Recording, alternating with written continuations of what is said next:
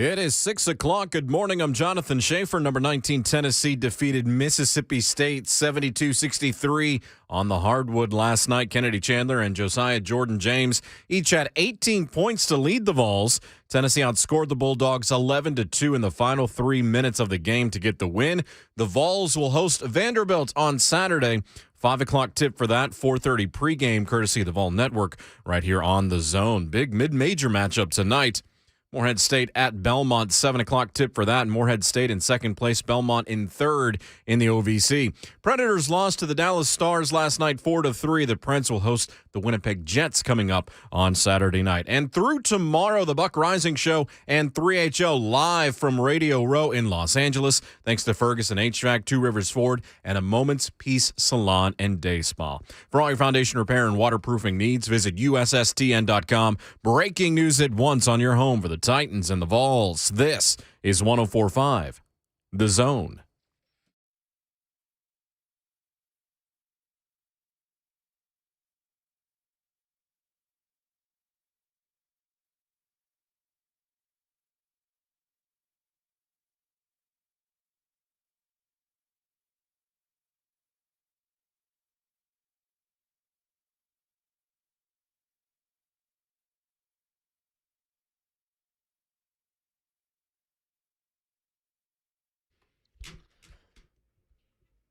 What is happening?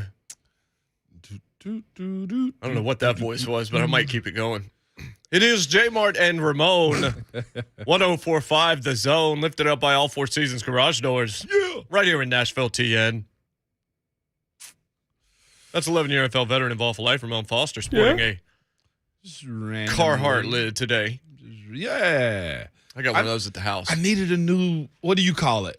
What do you call this? I have always called it a stocking hat. Then I started calling it a toboggan. Now I'm told beanie is what you do. Toboggan is the first word I use. Beanie always sounds like it's got a color on the top of it. I'm toboggan guy. Problem is that so many of those just itch my head. For real? Yeah, like that. I don't know what it is. Yeah, I fully understand that. I'm with it. I get it. It's got to be some days I just can't do it. And Jonathan Schaefer, pretty much every day I can't handle that. Schaefer get a shave, or we just hadn't seen his face? Haircut and a shave yesterday, boys. Who the hell is You this decided guy? to go with the mustache, huh? Yeah, only for a few days. Yeah. Only for Good thing a I didn't few ask you days. for your opinion. Oh, I'm paid for my opinion. I'll give you that one for free. Yeah. I'll give you that one for free. How much time you got? It's that day, folks. I'm going to go ahead and tell you. This really pisses me off. We got to talk about Steve Smith.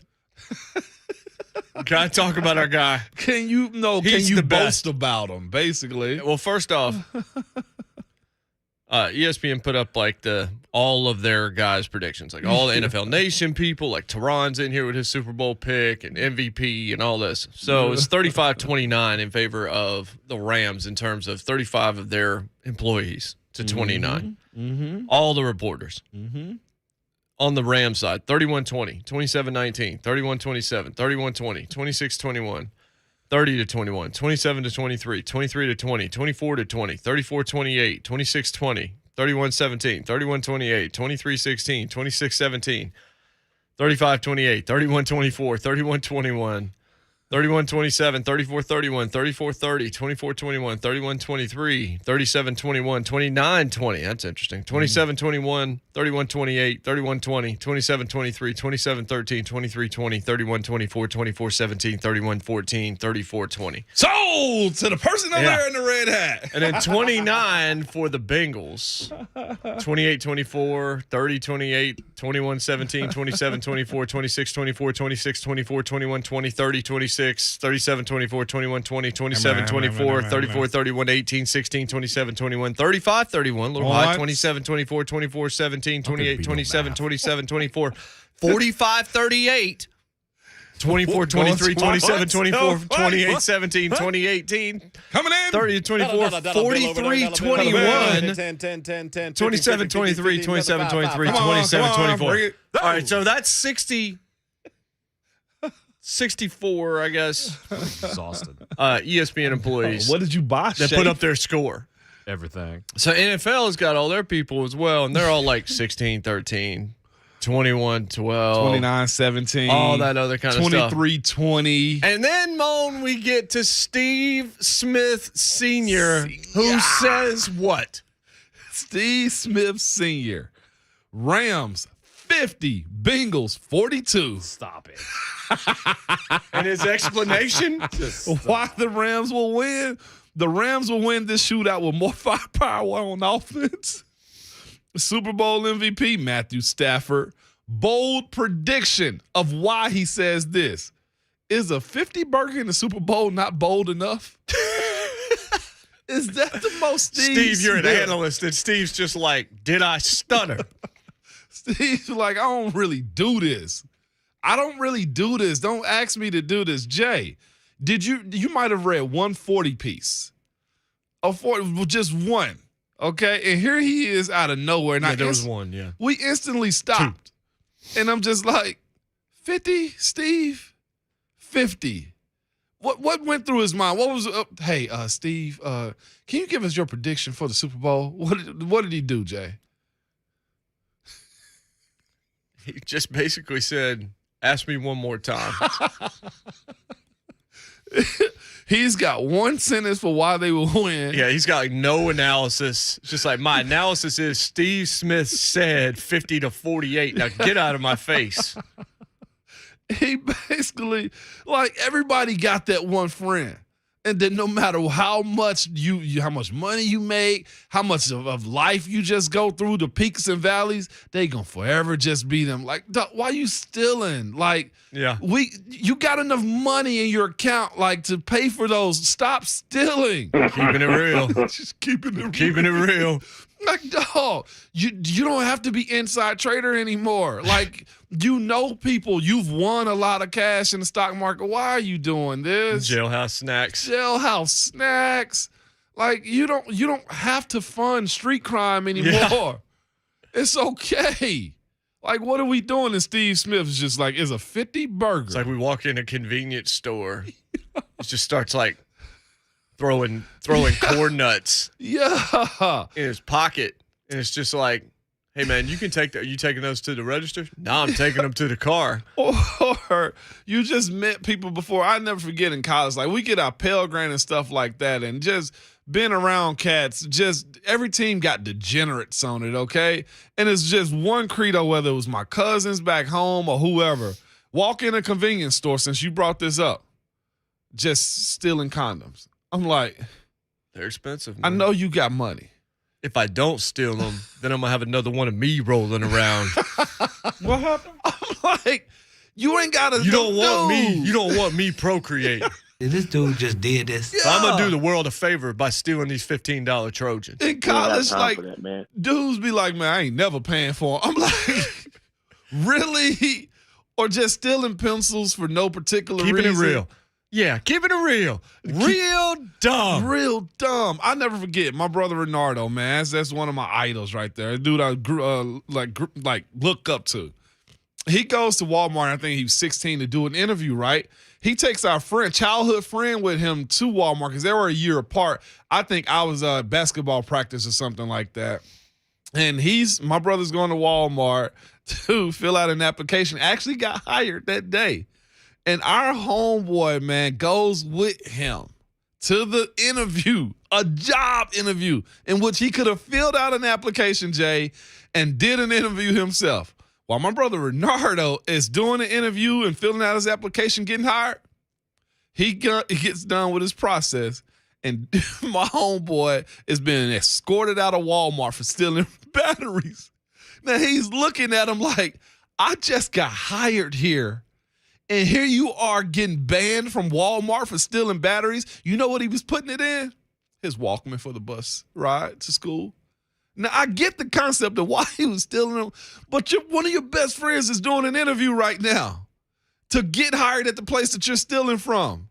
Why are we doing this? Like, stop keeping it too real, man. I'll never forget that. Nardo was so just ticked off.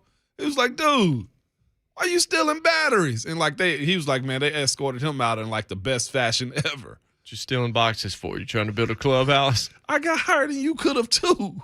For real. You trying to build then you a could have dog. bought batteries at a discount too. They'd have given you 20% off. Like, come on, man. I'm logging off of my life right now. Listen to Andrew. Magnums are expensive. Like, come on, dog. Like you would know, Andrew.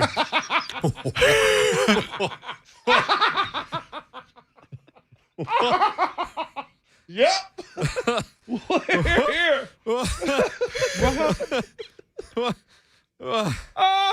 Oh boy. Piss down my leg. Oh. All right. This is where we're at. Steve Smith Sr. That's the mode today. For the rest of truth. I met Andrew and I never want to look at him the same anymore.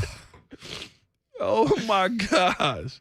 I've shared a meal with that man. Now I'm like, nope. No. We got no problems with him whatsoever. Ain't nothing wrong in a man that knows himself. Man's got to know his limitations. I met Andrew though, Jay. Ooh. But Steve Smith Sr. Steve Smith just has no time for you at the combine. He's got no time for you as a quarterback, making these wide receivers look bad. Yeah. Can you imagine what it's going to be like when he gets to L.A.? He's already in L.A. for sure right now. I know that for a fact. Oh. Steve Smith Sr., 50 to 42, 92 points in the Super Bowl. We ain't ever going to sleep, Jay. No, 98? No, 90, 50 92. to 40. Oh, 50 to 42. Not yeah. 48. Okay. Yeah. We ain't ever going to sleep. If that's the issue. With right all the there. ads and how long the breaks are and Yeah. everything, Yeah. we're just might as well watch it here. I mean, if you're somebody out there that wants to, do the prop bet to, score or to guess the score, 50-42, Steve Smith Sr. Is a 50 burger in the Super Bowl not bold enough? And all you can say is, Steve, you're right. You're right. I apologize, Steve. That's my fault. This morning is endowed. I appreciate you, Zach Bunch. Yeah, it's well said. We are ready to roll. Cell phone number is 615-737-1045. Let's give them that. 737-1045. Who is that friend? Marshawn Lynch. Who is your that friend. Steve Smith? Marshawn. Or what kind of shenanigans did you get into with said friend? Steve Palazzolo next hour. Mm-hmm. For him, it's Sam Monson. Stealing top hats. Kelvin Beachum. Yeah. Be hosting Will be part of NFL, NFL Honors tonight, Yeah. And Coach Mack. All three of them today. Plenty of time for you. Adam says this show needs an endowment fund. Well, we got it today. We We baby. have found the niche. 615-737-1045. I'll be right back. It's JMart and Ramon, 1045 The Zone.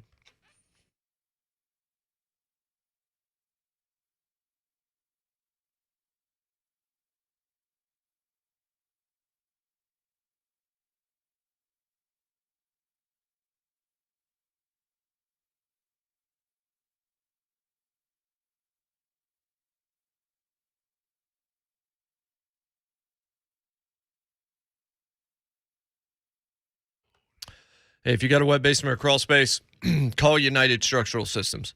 It's pretty much as simple as that. It's an issue that you absolutely can't let fester. It's just going to get worse. It's devaluing your home. It's shortening the life of your home. But USS exists for a reason, and that's to fix it. And I've been telling you about them since day one because 20,000 plus satisfied customers can back me up. They are the go-to company when it comes to foundation repair and waterproofing. If you got a wet basement or crawl space, you got to do something about it. That water intrusion and moisture, you can't just use a towel on that stuff. It might be poor drainage, might be a plumbing leak or surface water flooding over those walls or underwater pressure forcing water into your basement. Those are just 4 possible causes. You don't exactly know what's going on, but you don't have to because United Structural Systems exists to get it done. They'll find out why you got a wet basement or crawl space. They're going to give you the plan to fix it, and you're going to find all that out before you have to pay anything or before you even have to decide if they're going to do the job. And then if you do decide, they finish the job before you ever have to pay for it in any way, shape, or form. So call for that free estimate. Find out how much it's going to cost to fix from the people I trust. I guarantee you're going to be satisfied with the work done. Really easy phone number to remember, 615-227-2275, Leicester style, 227-2275, or online at USSTN.com. That's United Structural Systems.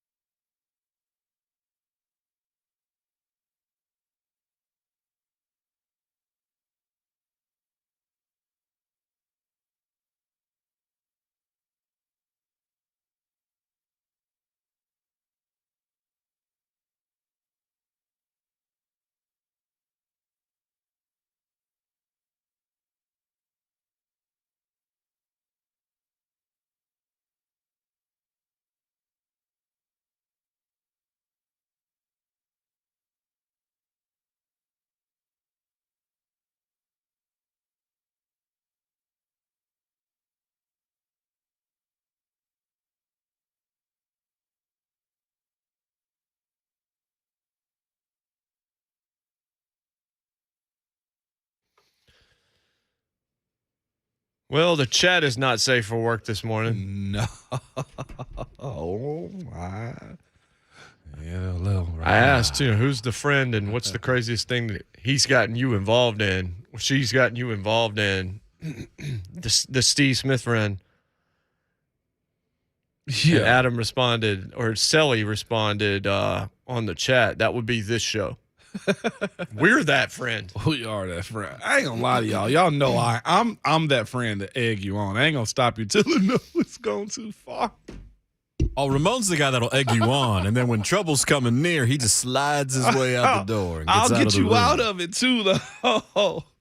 I will get you out of trouble. I promise you that. But like, I'm not here to take your dreams away, Jay. You want to go skydiving partially without a parachute? Go ahead, man. Enjoy yourself. How exactly do you go partially skydiving? Because people jump out of the planes without a parachute and they have somebody That's behind called them. suicide. No, they have somebody behind them that grabs them in the air. No. If that's a dream of yours, What are you talking about? you've never seen those people No, before? except in Point Break. No, you actually Just because you jump saw out. Arnold Schwarzenegger do it doesn't mean it's a thing. Just because the stunt double for Patrick Swayze did it once. Oh, I mean, there was somebody hanging off a cliff by a daisy in Jurassic Park: The Lost World. Pretty sure I wouldn't try that either. Yeah, Stallone was in Cliffhanger going, okay. "Ah!" Yeah. Okay. All right. Speaking of cliffhanger, Come on, man. getting a new roof put on. Shout out to Southern Roofing and Renovations. No, not yet. But we'll see. Y'all still in the courting We'll phase? see. Right now, they're just putting on a roof. So they had the crew out yesterday. They were doing it. They're going to finish today, but talked to one of our neighbors, and our neighbor's like, I was fascinated watching them put the roof on. I'm like, yeah, I bet it was pretty fast based on how we have a steep roof, some complicated stuff. So they had one of the guys on the roof with like a cord tied to him, like he was rappelling, Yeah. and he was swinging across the roof. They would like slide him. He would just like Indiana Jones from side to side on the roof doing various tasks. I was like, I'm glad I didn't see that. Get out of here. Ain't no way. People said, hey, or the neighbor was just like, man, I hope that thing's tied well. Apparently it was because he didn't come tumbling off the roof. Get out of here. There is absolutely no way. You've seen like them be on top of roofs and just walking like it's the sidewalk, swinging from the roof, Jay, Swinging just back and forth. to toss stuff up or Well, they use like an elevator kind of thing I to mean, but bring up the shingles, still. but it's like to put them down. nah. Yeah. That's a lot of risk in that job right there, Jay. A lot of risk in this job. Daily, by the way. There's absolutely no way I'm doing it. I see people doing stuff and I'm like, man, you know what? I salute you. Because there is no way I'm getting on anybody whatsoever roof, Jay. I don't even want to go out there and do like, the whole high school, oh, let's sit on the roof and enjoy. No, absolutely not. There's none of that, man. But yeah, I see Lonzo in the chat saying he's that friend that gets, people in trouble. It ain't trouble. It's just having a good time is how I look at it. Like we can push so it you're to a definitely point. that person. No, we push it to a point, and that's all I'm saying is you can safely have fun, like sneaking food into a theater, not getting caught.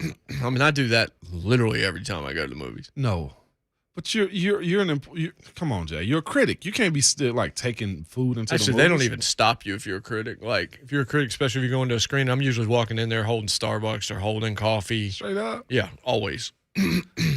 Now they got the freestyle machine.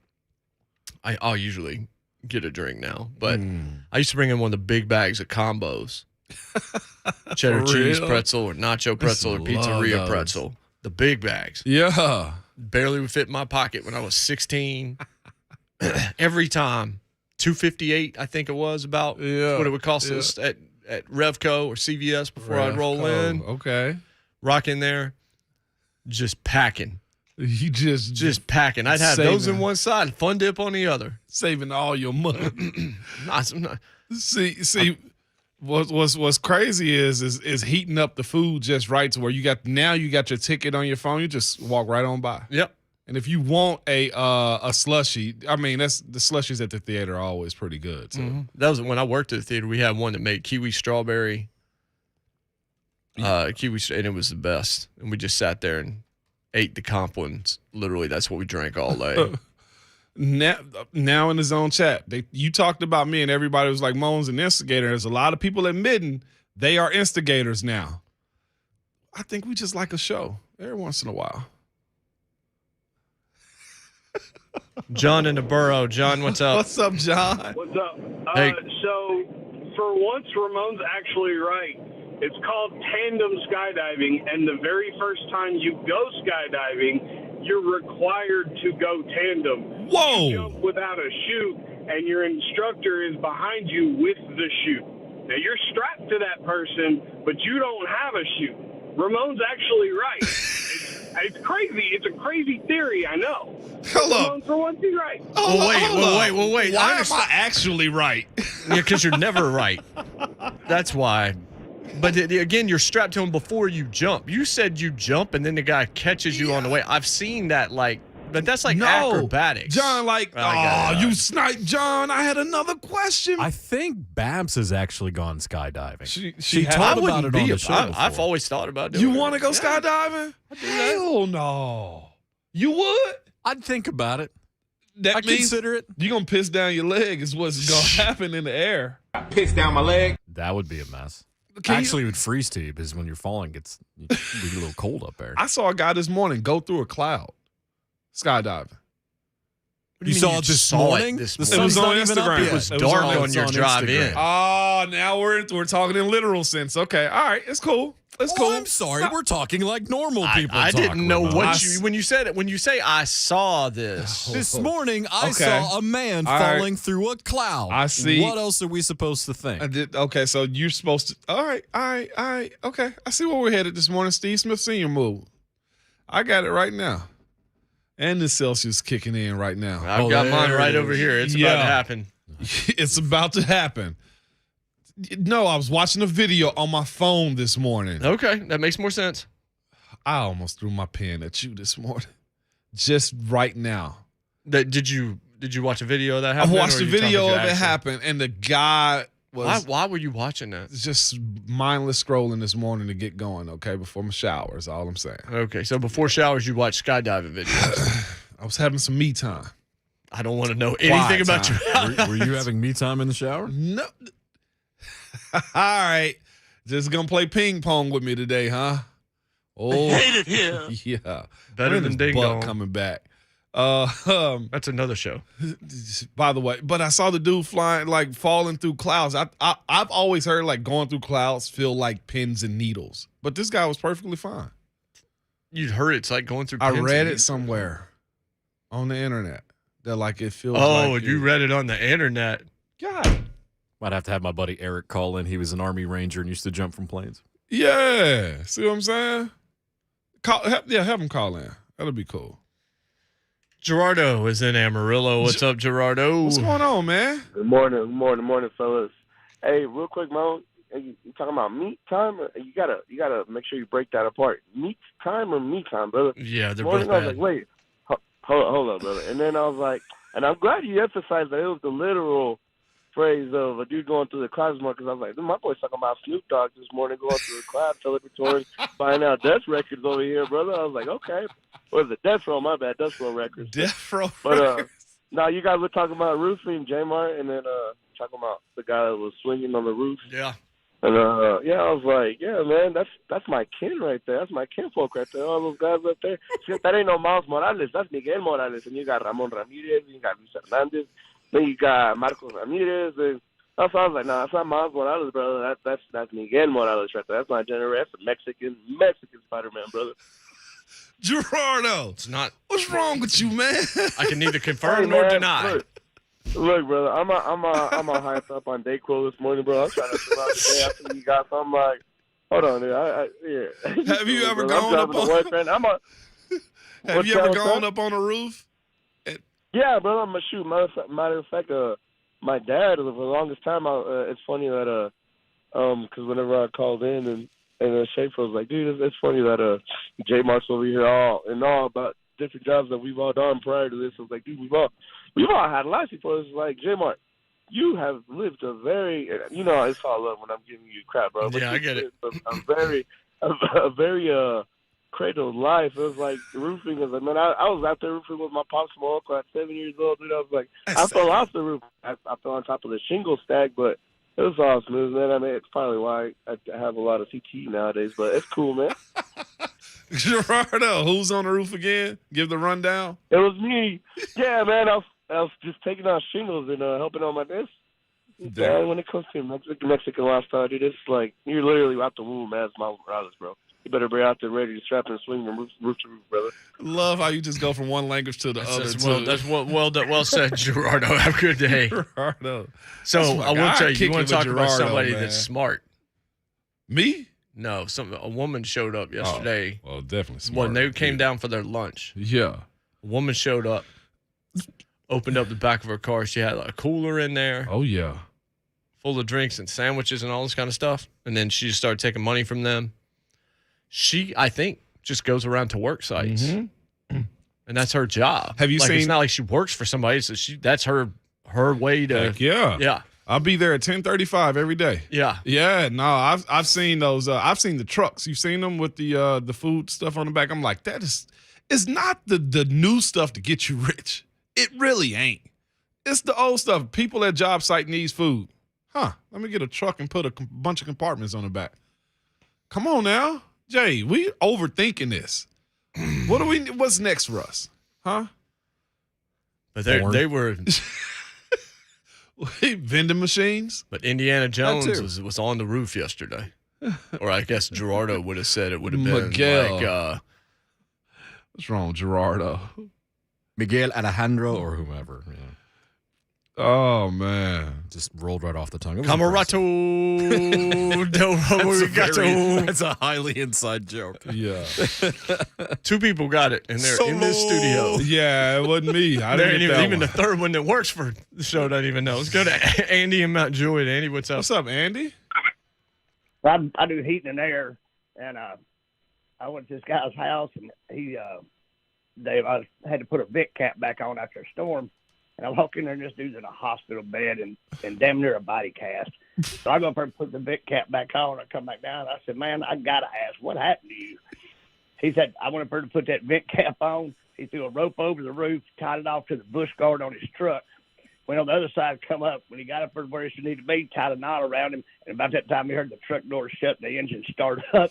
No! And he took off running to the to the edge of the roof to holler at his wife, and she backed out and snatched him off the roof.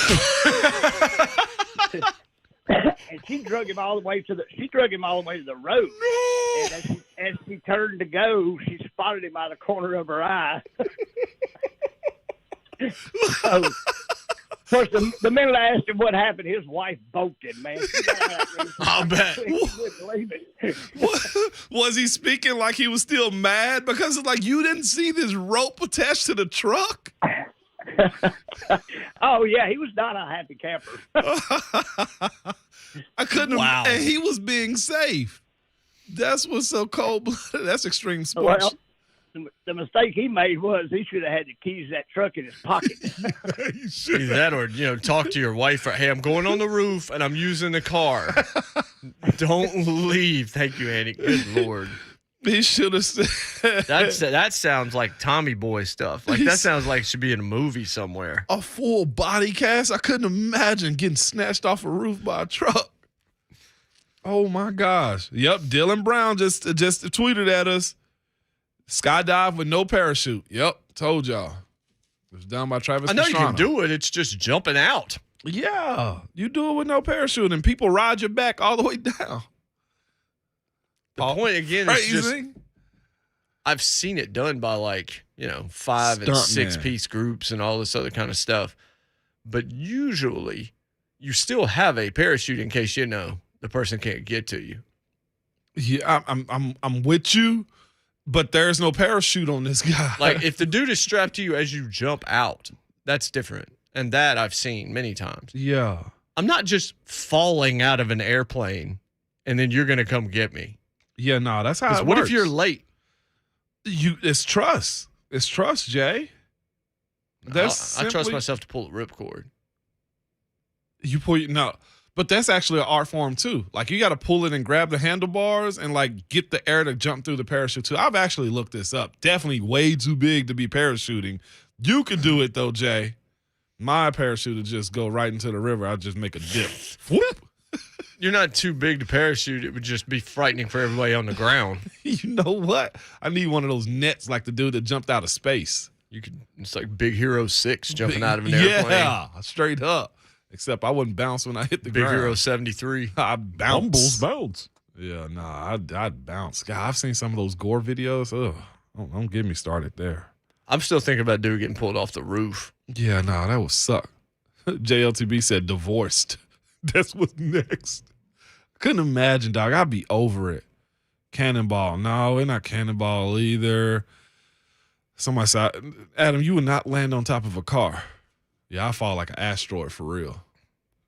Also, if you get pulled off the roof, but he got taken all the way to the road. You tell me you didn't hear the thud of your husband's body slamming into the ground? She was done with him, basically. Can you imagine being in the full body suit? Nah, what if the real story is he told her, he's like, hey, I'm going on a roof. I'm going to fix this problem. She's like, okay. And then she's like, well, I've wanted to do this for a while. Didn't empty the dishwasher yesterday. Leaving me with these kids. One of them, I didn't expecting dinner every night. Yoink! I didn't know I couldn't do that. Off the roof.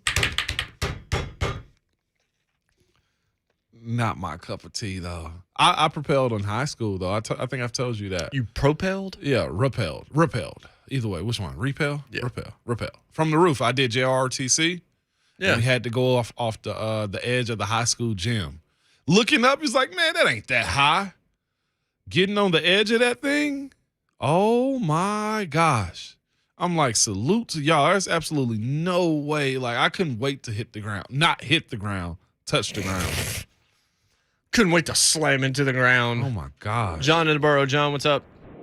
What's up, guys? All right, so I had to call back in. So my driving school instructor in high school is the one who got me to try skydiving. That's where I learned about tandem skydiving and all that stuff. Mm-hmm. He used to be a Hollywood stuntman, and now he's teaching kids how to drive. It's brilliant. He used to go skydiving all the time, and on 3 separate occasions, his chute didn't deploy, and he hit the ground and survived. Say that again slowly. You said 3 what? On 3 separate occasions, 3 different times, his chute didn't deploy, and he hit the ground and survived. Broke every dang bone in his body, but he survived.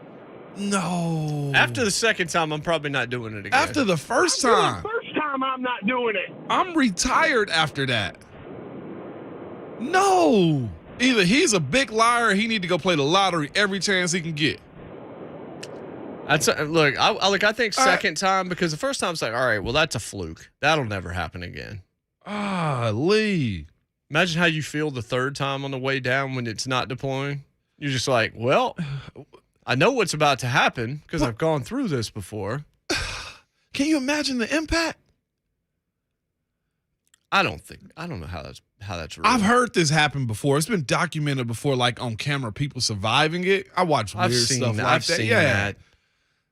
Can you imagine the second before impact, Jay? Like you hope. No, I can't. God. Adam said that guy's probably married. Schaefer's just nodding approval. He's probably married. Yeah, no, man. He's like, maybe the fourth time it'll get me. He's over life at that point. I couldn't imagine. Now he's a driving instructor. Cousin Danny, it happened on King of the Hill, and Peggy survived. Well, it's good. If Peggy Hill survived, then we're all okay. I mean, it's real life to some people. I'm with it. That's a cartoon, by the way. Yeah, I was about to say, I don't know that's not a documentary. Let them believe it. The Acme Anvil falling on Wile E. Coyote is a cartoon. Yeah. Well, I'll say this, though. The wrestling moves I used to do with my brother when we were younger, I don't know how either one of us survived. I know I dropped him on his head, and he did the same to me for sure. Would you rather go skydiving or do the milk crate challenge? I think you have a greater chance of injury doing the milk crate challenge. I think you do too. I saw some videos Because of that many recently. people are fine from skydiving. As long as you shoot the pulleys, you're all right. I did see a drive-by at a milk crate challenge, though, too. People Wait actually a got minute. shot. There was a drive-by at a milk crate. We got to talk about that. Yeah, I'll pull up the video in a minute. So What we are can we see talking it. about? Yeah. 615-737-1045. It's already dangerous. I would tell you to call and tell us stuff. But that's what call and tell us stuff. I'm not even gonna tell you what, because at this point, And if you did the milk crate challenge, too, I love to know if the you've done results. the milk crate challenge, I want to hear from you. From And your if hospital. you're lying, we're not going to know the difference. So it's Oh yeah, fine. we will, because we'll hear like a EKG in the background. Everything's all right. Yeah. 615-737-1045. A reminder, Steve Palazzolo today, Coach Dave McGinnis today, Kelvin Beachum, Arizona Cardinals, and he'll be part of the NFL Honors tonight, where a lot of awards are going to be given out. And now people are asking about Boomhauer on the chat. And saying, damn it, Bobby. Be right back. It's JMart Ramon 1045 The Zone. Everything's all right.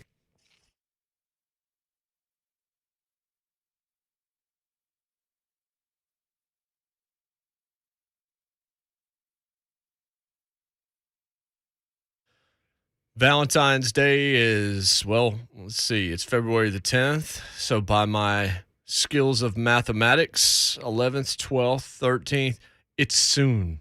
So you need to get it taken care of, fellas, and it's Genesis Diamonds that has your answer. The perfect Valentine's experience. They've put together the ultimate package for you. Any piece of jewelry for just $99 or more is going to give you a bouquet of flowers from Jenny's Flowers, some awesome chocolate she'll love, and a gift card for dinner at STK Steakhouse. When it comes to the jewelry, I mean, I've been telling you about Genesis pretty much since the first day I did this show, because it's where I got Abby's engagement ring. It's where I got her push present after CG was born, and it's always going to be my jewelry store. They've pulled together some great ideas. She'll love the rings, the earrings, the pendants, the bracelets, the bands, affordable timeless gifts she's going to enjoy for years. But you think about it, $99 or more on a piece of jewelry. That's a good deal, because you know the quality at Genesis. Get the flowers, the chocolates, and a gift card for dinner, all because Genesis loves you and loves Valentine's Day. I don't know if it can get much better than that. Happy Valentine's Day from Genesis Diamonds, both locations, Green Hills and Cool Springs. Disclaimer, limited quantity. See store for details.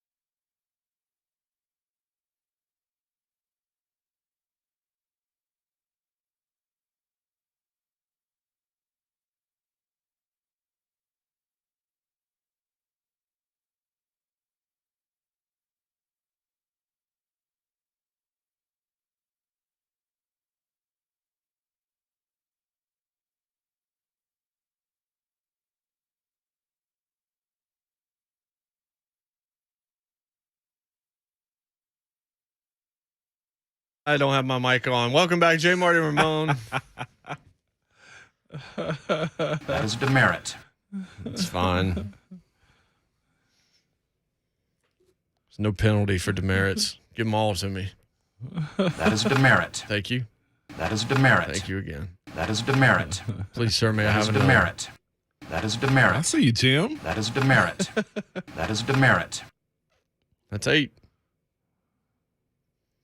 That's 50. That's 42 points less than Steve Smith believes that Rams are going to score in the Super Bowl. Steve Smith said the Super Bowl. His Super Bowl prediction is 50-49. He said 50 to 42. 50-42. Yeah. And his only explanation was when asking for a bold prediction.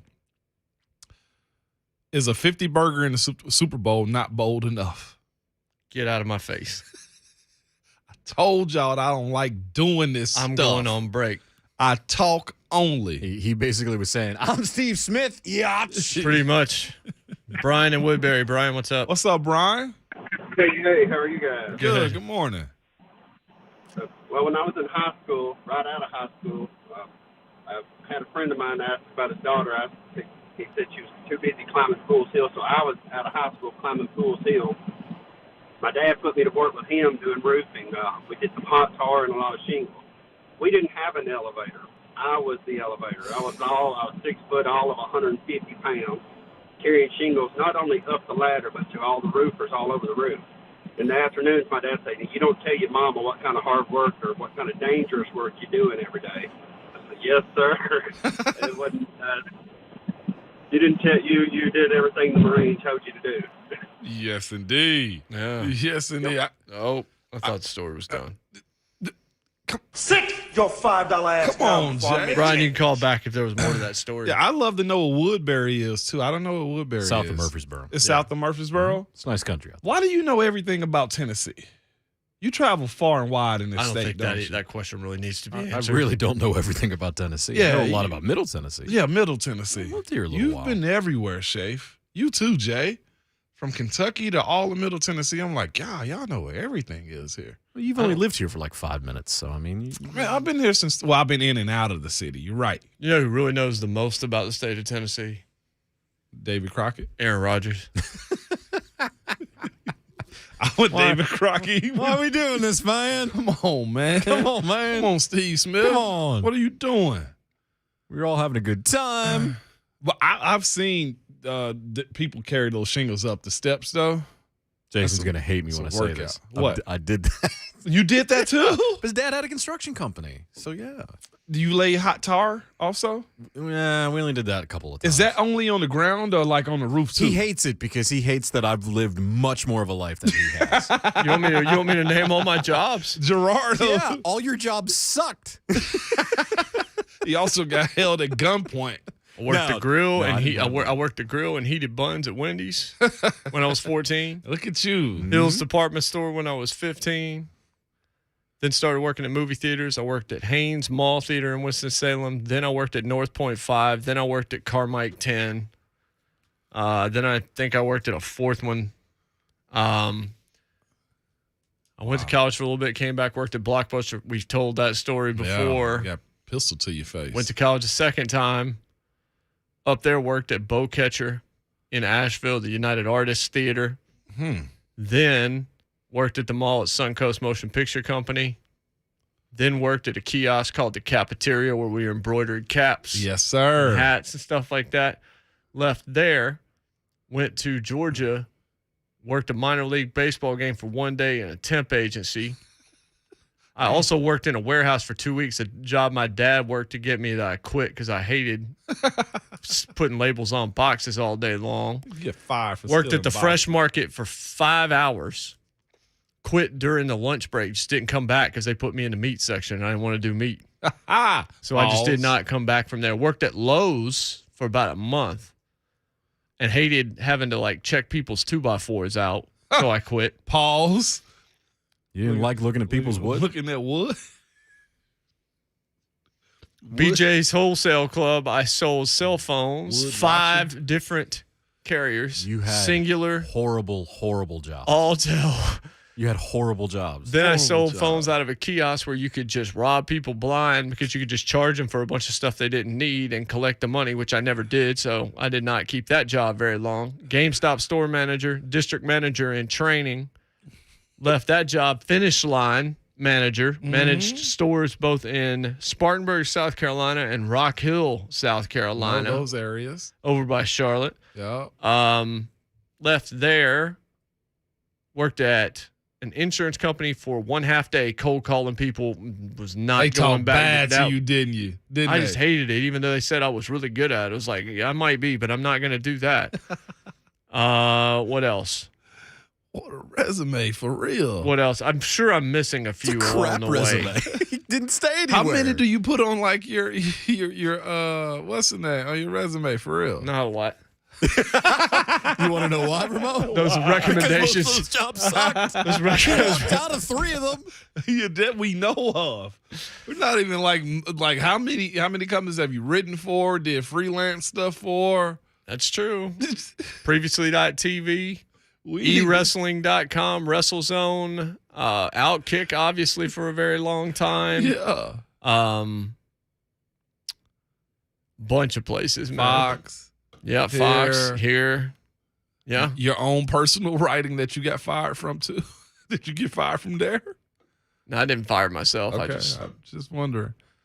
That is a long script, dog. He didn't fire himself, but Piss down my leg. I'm forgetting a couple there. That is a That's long a decent. script. That's a decent portion of the situation at hand. more than decent.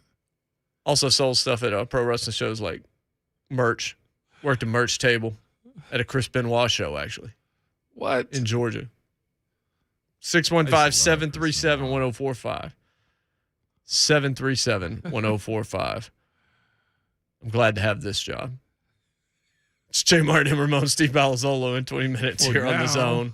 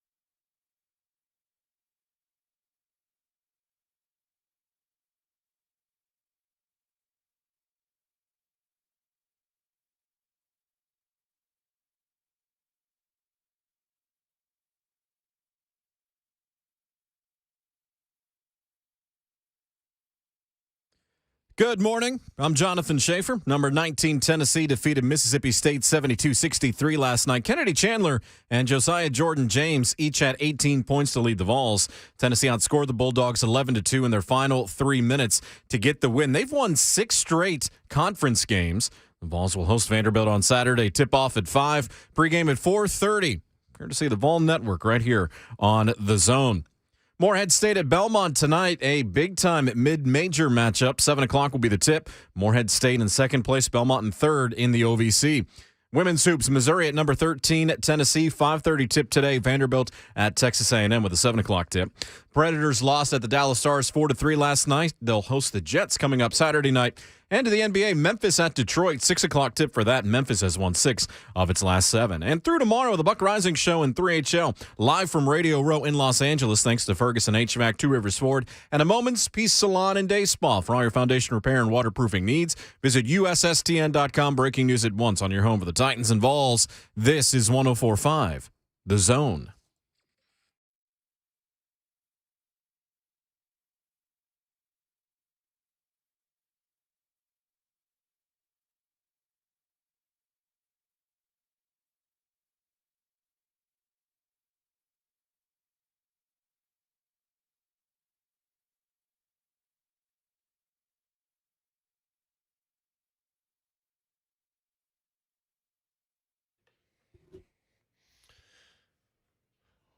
What's happening? Hour number 2, JMart and Ramon, 104.5 His Zone. Steve Palazzolo, Pro Football Focus. We'll preview the big game with him when we come back out of the break. Maybe we'll talk to him about some of these free agents as well. 11-year NFL veteran Vol for life, Ramon Foster, Jonathan Schaefer. I'm Jason Martin, at Ramon Foster, at Schaefer on Sports, at JMart Radio, at JMart and Ramon. Yeah.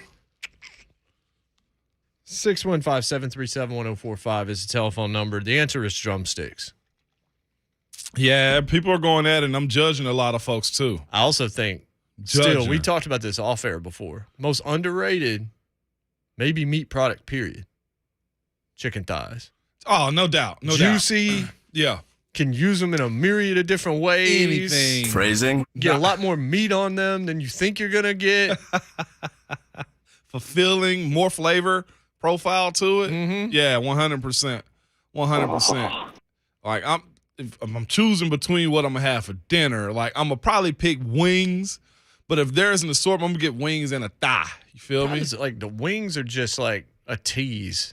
Just as you get used to it, it's gone. No. Because so much of it you end up not eating because it's bones and all that. That's when my dog gets the rest. You're not really supposed to give dogs chicken bones. He been all right since. I got a black dog. He going to eat some chicken wings.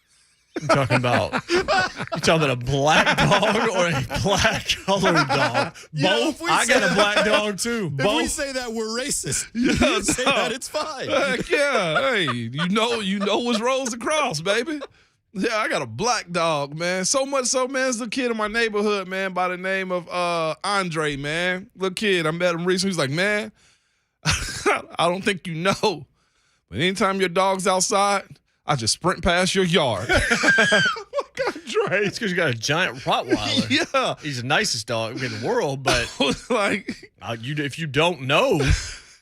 He told me the other day, because I officially met him. My boys have already met him before, but he was just like, man, I sprint past your yard. And I'm like, why? I was like, I got an invisible fence up. It's like, well, I didn't know. I was just like, oh, okay. You don't have to sprint past the yard anymore.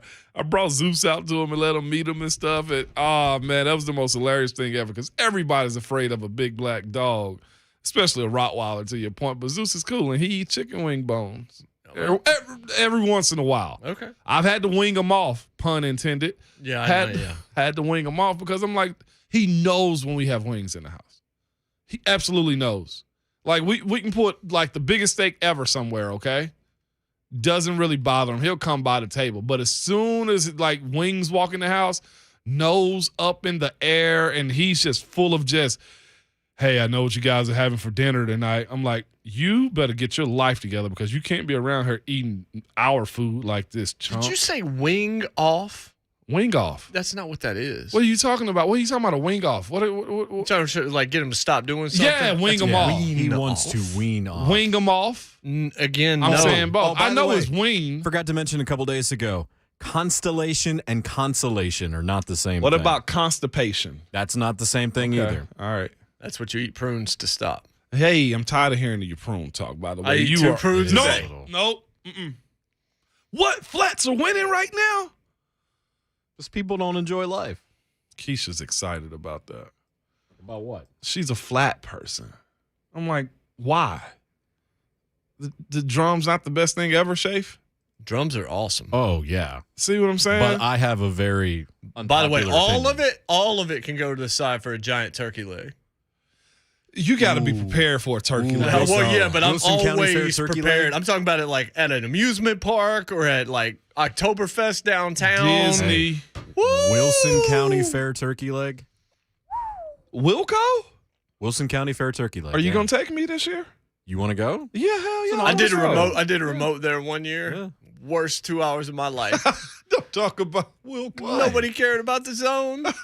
Like coming over to talk to us to get a koozie. Nobody Oh, cared. any radio remote you do at the Wilson County Fair, people don't give a They didn't flying, care. you know It was what. good people watching. Great people. It was though. fantastic people watching. Did you write out a whole script of people walking by? I could have been like, I bet this person is doing this. I did that to we did that the other day at the Best Western across the street. You remember we Oh, documented yeah. The smokers. the smoker section? We got to go check them out on Yeah, the I'm break. going to see what's happening. I wrote a whole movie script to the people across the street. It wasn't Kinda did. demeaning or anything. But yeah, 61 votes right now. And, Whichever one you don't eat, I will eat, though. Like, whatever part of the chicken I'm good. But I can always count on my wife ordering wings and they give her drums. I'm like, guess who's getting extra wings tonight? This guy. I just always feel like the wing is just not enough. Straight up. You That's sound like why my dad. You get the boneless wings. That's Why not- mess no. around with the Those bones? aren't wings. And here's the thing. I don't care what you call them. They're scrumptious. They're delicious. And I will take all of them, please. Well, past all that, I'm just going to go to Chick-fil-A and get the nuggets. Those are just chicken tenders. and that's fine, too. Okay. Who cares? All right. But why are you paying for the bone, which you can't eat? I will say this too. Our guy Ron Slate here has been, advertising strikeout wings. They for real legit though. I'm like, boy, I know that ain't my ad, but boy, they got something going on in the grease over there. Well, we had them in the studio one day. It was So good. Mhm. did, didn't we? Did you bite my hand that day too? Thought it was a flat. Look at Jason looking like over y'all right now. But yeah, He started it. He did. Flats are winning 55-45 right now. That doesn't sit well with me as far as the poll goes. Pause. I don't understand with the flats why people enjoy the flats. It takes a lot of It's too work much with work. the flat. Thank you. Way too much work. By the way, I found out some stuff about my co-host over here during the break. Is a degenerate? Boy is a menace. That boy is a menace over there. No wonder you got your act together. Want to see a dead body? Yeah, I'm surprised he don't have two somewhere. How do you know he doesn't? Yeah, I don't. Flats, wanna ask. Flats is even less. See how he changed the subject when we started Yes. talking about that? Yeah. Flats are what? Less meat on the Flats flats. is less. That's less food. It doesn't make any sense. Let's say flats are easier to eat because, like, How? the drum, you got to work your mouth around it. Oh, dude. Phrasing. Okay. What are we doing here? What are we doing here? I'm not playing in your box anymore, Sports Talk Radio. Said it yesterday. I told you guys, we ain't playing in his box No, anymore. But look, we're talking about wings in this weekend. The show is this weekend. Wings are going to be a part of the show for somebody. We might as well get this out the way now. Yeah, Do you need tomorrow is going to be Super Bowl music and Super Bowl parties and Super Bowl food, the one? which some people in this town hate of those topics, and I don't care because I didn't ask them. By the way, if you are doing something, you probably need to go get your wings already. By Thursday, the wings at like the bulk buying spots are usually out. Don't ask me how I know.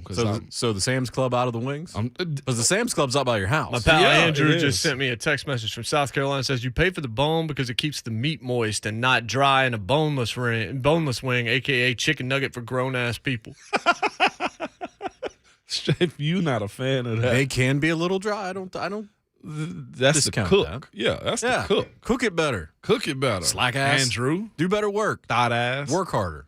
Yeah. Come on now. Andrew just said, is this a sports radio show? It's just a good radio show. I don't care if it's sports radio. I am going to fight some of our followers, okay? Andrew in the Borough. I don't even know if I should read it, but I'm going to because he said it. What is wrong with you, Adam, in the Borough? I have an Asian wife. I never know what part of the chicken we're eating. I hope she leaves you this evening. I hope I'm going to need you to listens explain us. what that means. She probably debones it and make it, all.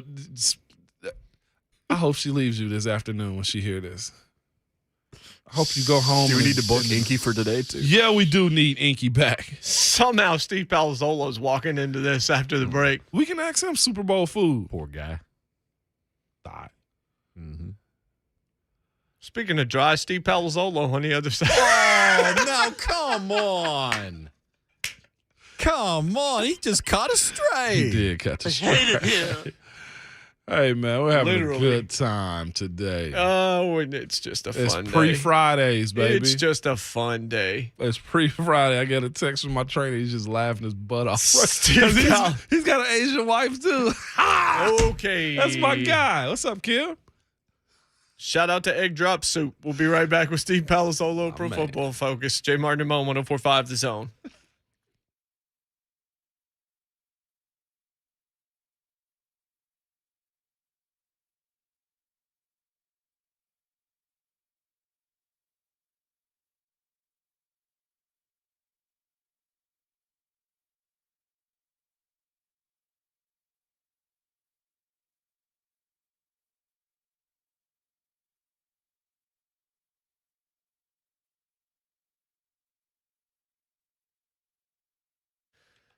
Hey, I tell you about Mortgage Investors Group every day. I tell you they're who you need to go to make your home owning dreams come true, getting you the rate that you need and getting you ahead of the other guys. But how about this? I don't know if you knew this, but veterans are really important to Mortgage Investors Group. Obviously, they've sacrificed for our peace, happiness, and dreams. They're the absolute best of us.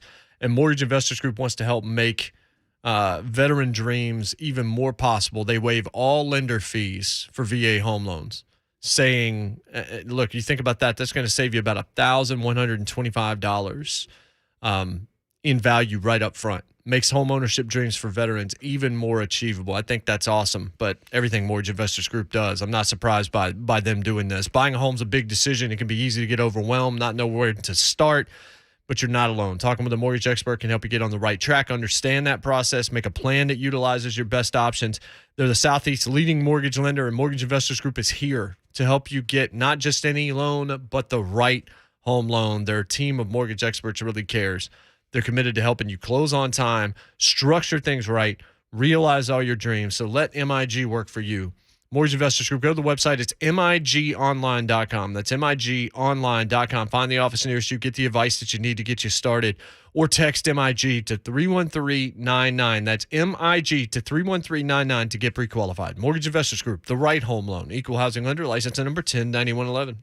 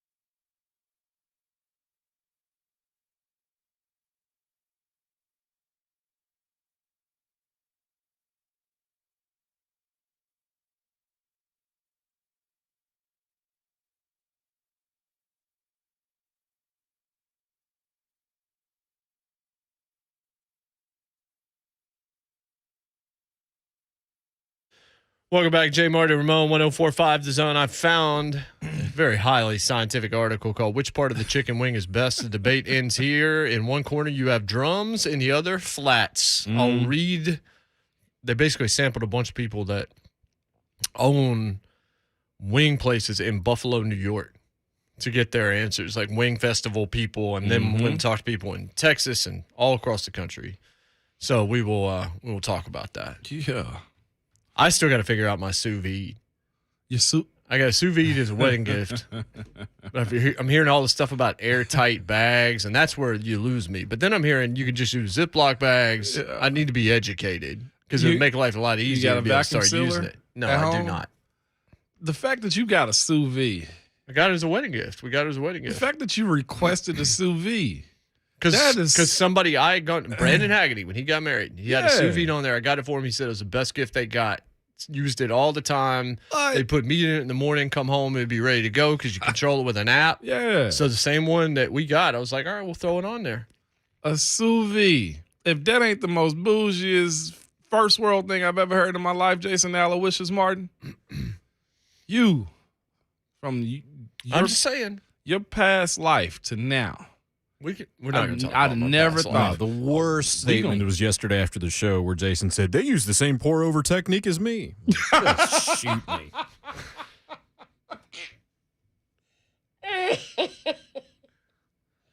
I was like that GIF where the guy just jumps out of the office window from the high rise. I'm like, oh, God. I know he's a coffee aficionado. I know that. But he said they use the same pour-over technique. Anytime I hear pour-over, I just want to commit acts of violence. Let's go to the Mark Spain Real Estate Hotline. Steve Palazzolo, Pro Football Focus, is there. Steve, how are you? Doing great. Thanks for having me, guys. Good morning, Steve. So there's a game on Sunday. A lot of ways that you can break this down. Do you think we are in store for a close game, unlike what we got last year? Yeah, I think. I mean, I think every Super Bowl feels close when you're predicting it, but I do think we're going to get one of these games where the Bengals and Rams like to run the ball on early downs. They like to, try to control the clock and everything. I think there could be some nerves. So yeah, I think we might get a lower scoring, close game that comes down to the fourth quarter. And both of these QBs have been really good in the fourth quarter. Of course, Stafford's had a bunch of games where he, was just okay through three quarters and finds a way to make a comeback. He's been doing that since Detroit.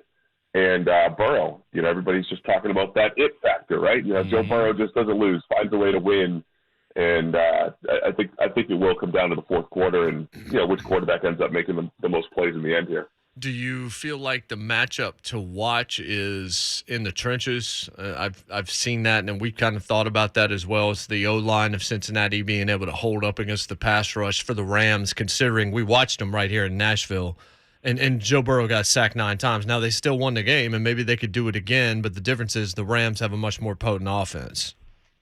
Yeah, I think that's definitely the matchup, but it's also what's happening on the back end as well on those particular plays. I thought the Titans – They got to Burrow in part because they were also taking away his first read, which is that's how you turn pressures into sacks. I thought the Titans did a good job of that, and the Rams generally do a good job of that as well. So I think, of course, it's how well can you block Aaron Donald and Von Miller and Leonard Floyd and all those dudes up front, but at the same time, how can the Bengals create quick throws, quick easy throws? Is it T. Higgins work in the middle of the field, Tyler Boyd work in the middle of the field?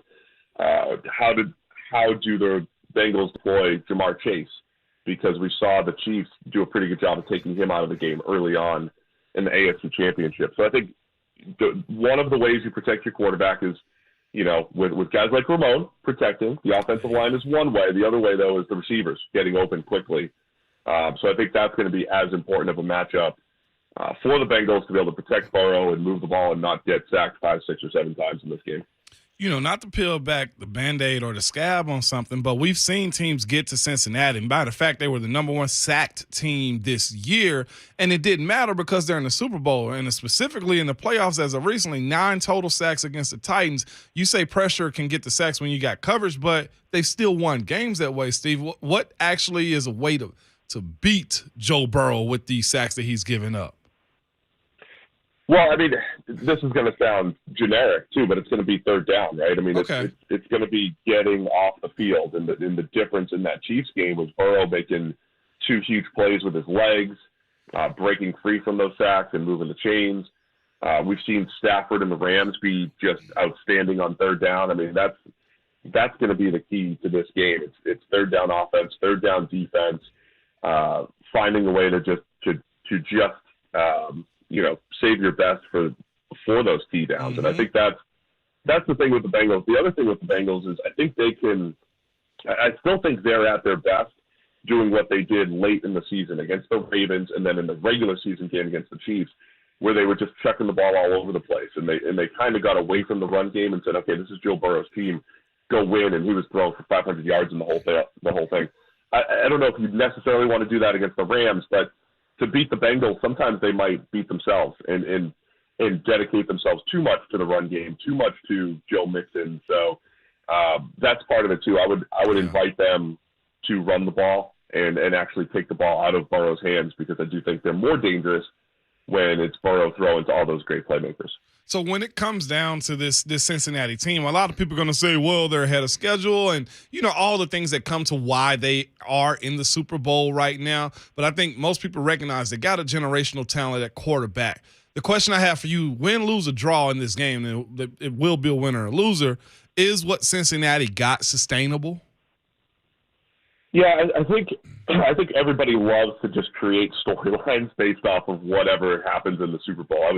I was joking last year. I said before the Super Bowl, if Patrick Mahomes gets beat up in the Super Bowl, the Chiefs are going to think the most important thing in their world is the offensive line, right? And that's what happened, right? They went all out on fixing their offensive line, maybe, forgot about a couple of extra playmakers that would make it just as difficult to defend them.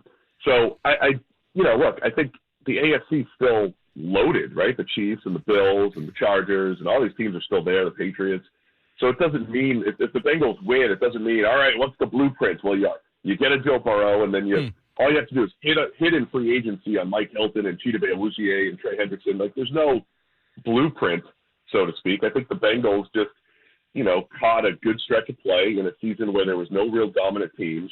Burrow and Chase are fantastic, and they're just a great starting point. But, you need some things to go your way to get here. So I think what happens at the end of the day is the Bengals are a really good AFC team, and they're in contention every year. But, if they win, I don't think they're necessarily, it's the start of the Bengals dynasty. I think it's going to be just as challenging for them as it has been for the Chiefs to be able to sustain success in these coming years. Sports radio. This is sports radio like 101 right here. It annoys me even to ask this, but if the Rams lose, is this a failure? This experiment a failure? No, I mean, I know that I know it's this all-in deal, and it's what it feels like.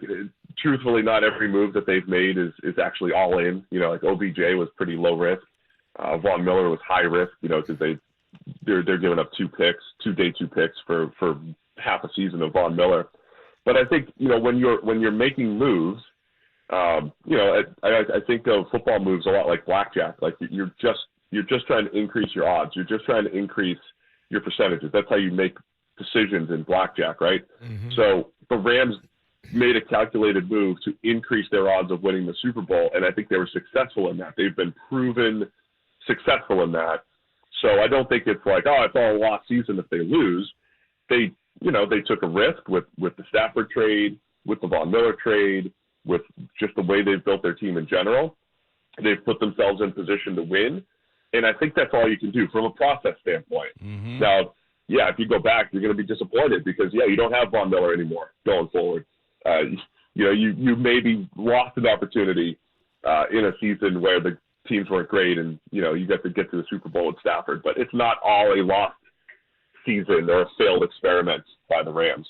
So Ryan Clark of ESPN, who's our friend and comes on with us from time to time, said something and made waves a couple of days ago when he suggested Russell Wilson's not an all-time great quarterback. He pointed to his lack of MVP votes and just kind of the way his career has gone.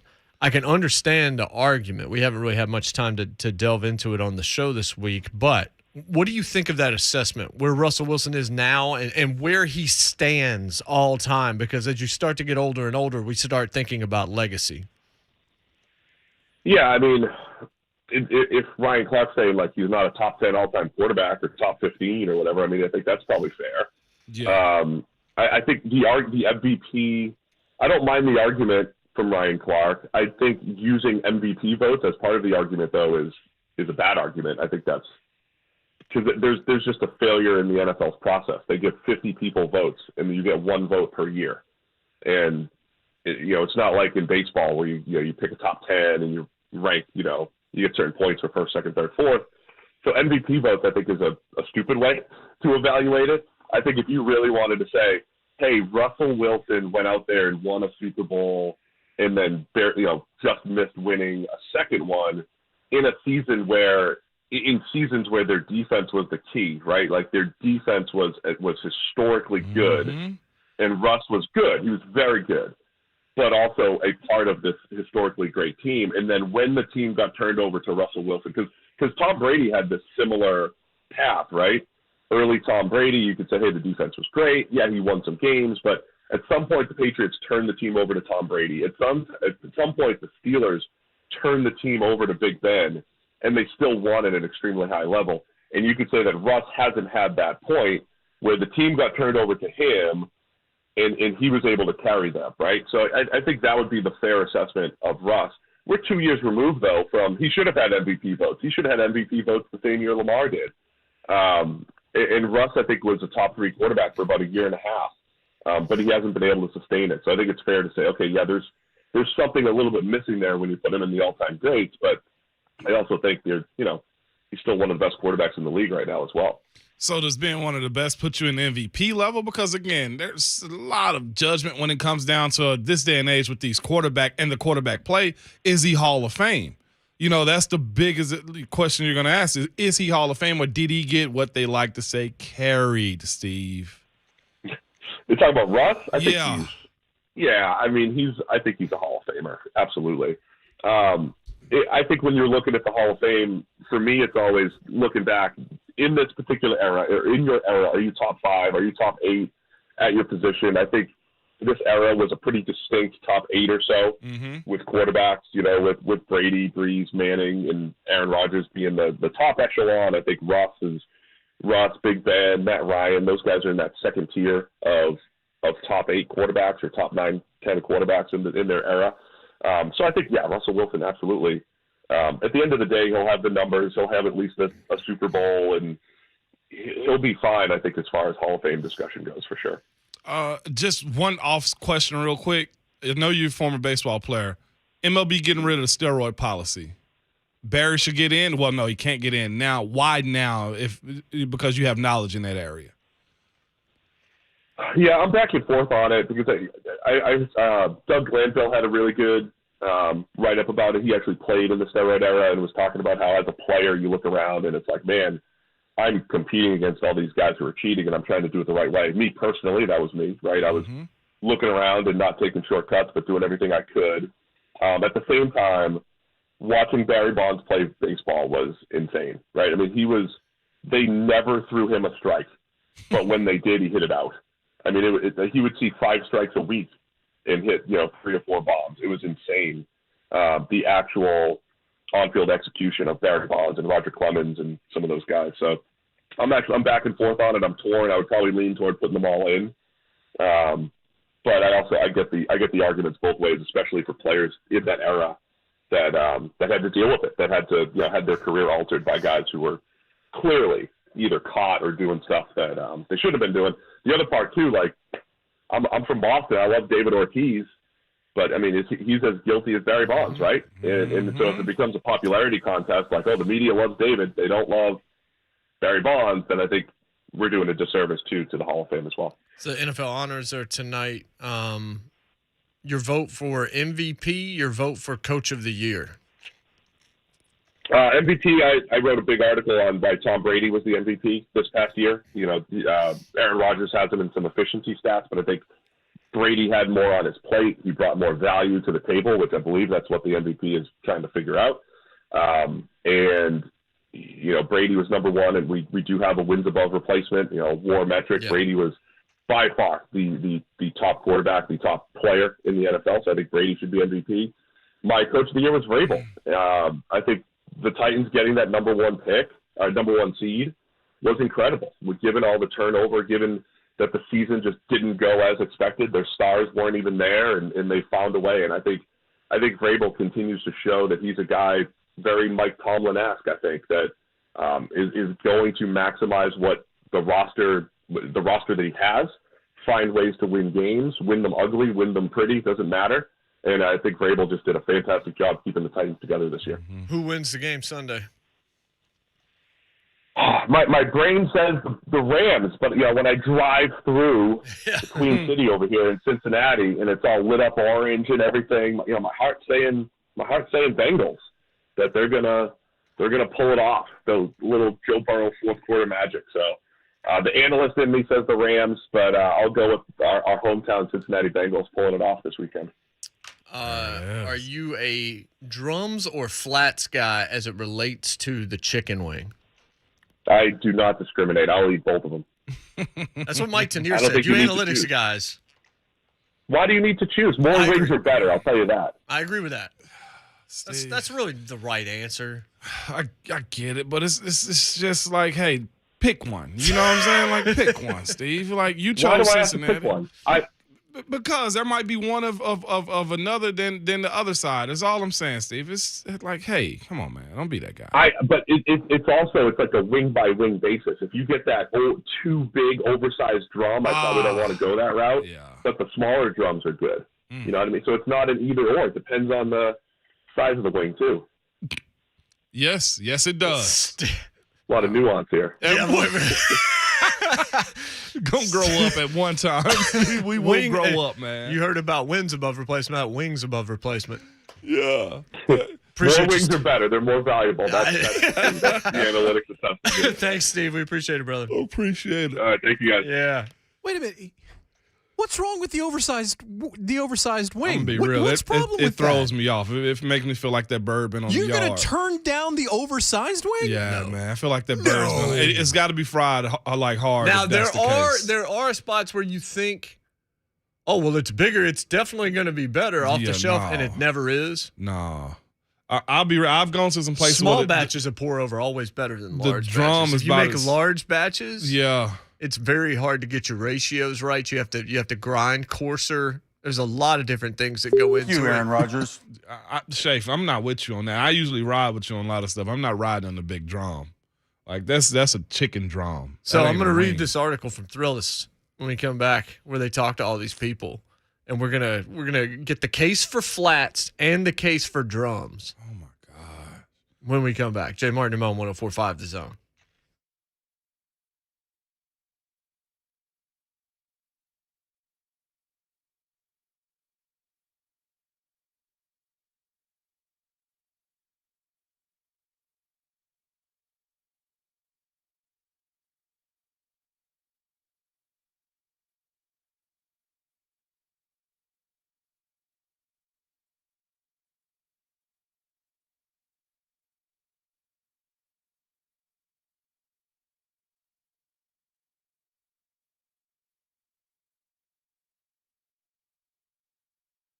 Baker Burwell is the disability brokerage financial professionals can count on to deliver disability insurance education, products, and services.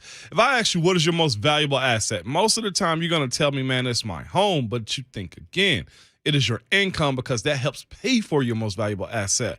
And this may sound crazy also, but let me explain something to you. Say you make $150,000 a year and you're 35 years old. Even if you never get a pay raise, you'll make $4.5 million in your working lifetime. And I'm guessing your house is a little bit less than $4.5 million, even in this crazy Nashville housing market. As a former pro athlete, for me, it wasn't a thought about ensuring my income or my career. I just played the game kind of the way you guys play life, and I play life the same. But have you considered what would happen if you couldn't continue your career due to health or injury? For 2 or 3% of your income, you can insure it up to 60% tax-free. Don't let your next paycheck be your last paycheck. And we've learned this too. Bad things happen to good people. But Baker Burwell is the best resource for financial advisors and insurance agents when providing solutions and income protection. They are a trusted friend working with your trusted advisor to make sure you are properly insured. And the thing about them, they are local right here in your community, and they want to see y'all be protected and win after the fact. So give them a call at 615-309-5958 or visit the website at bakerburwell.com.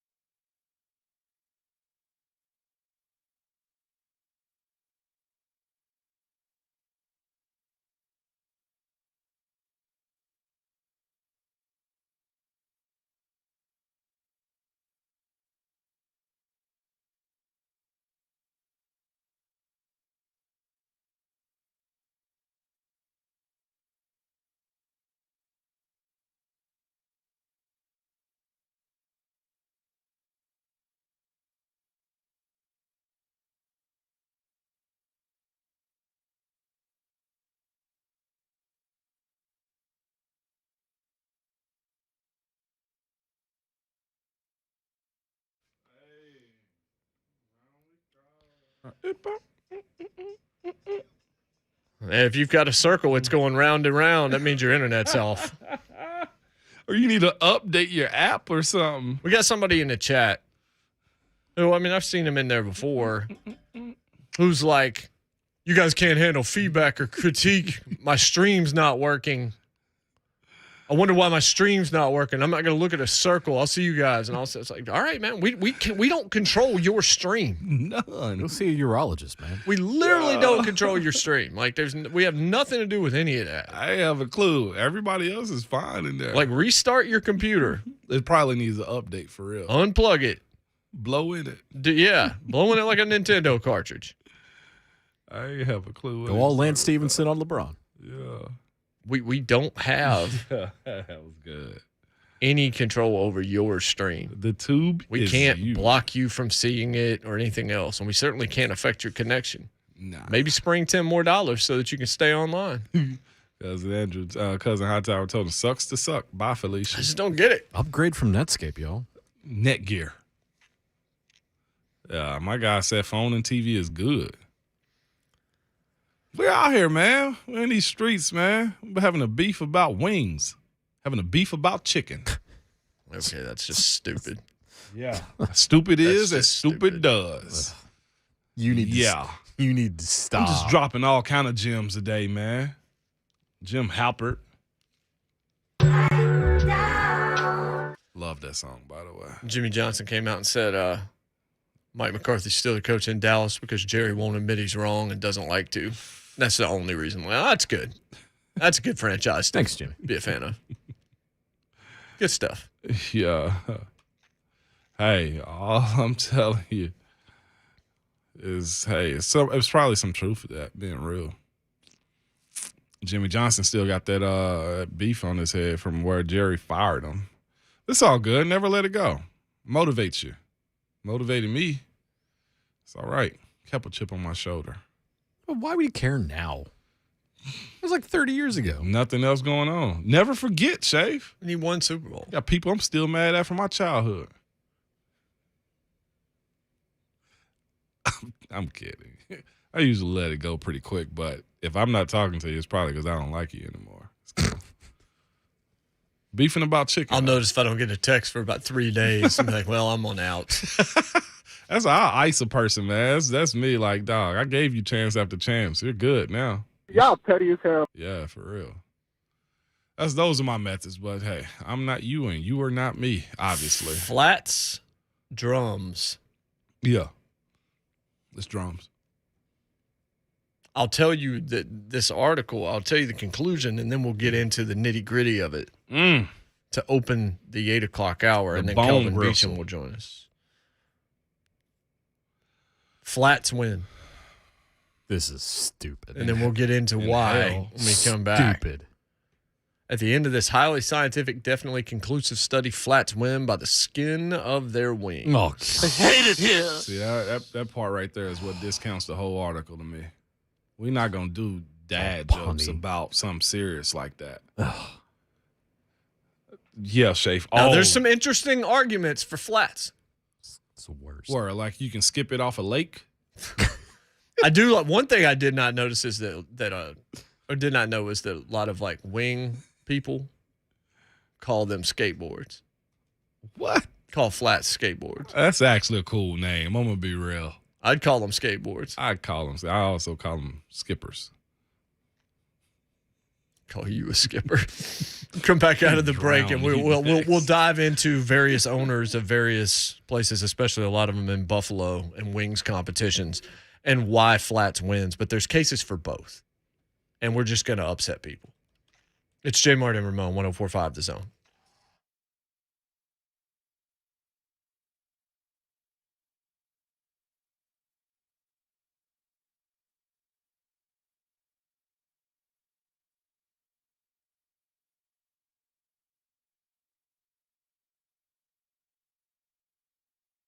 The moment we've been waiting for since September is finally here. And in honor of the big game, DraftKings Sportsbook, an official sports betting partner of Super Bowl 56, is giving new customers 56-1 odds on either team. You bet $5 or more and you get $280 in free bets if the team you choose win. And the thing is, if you're not a new customer, it's fine.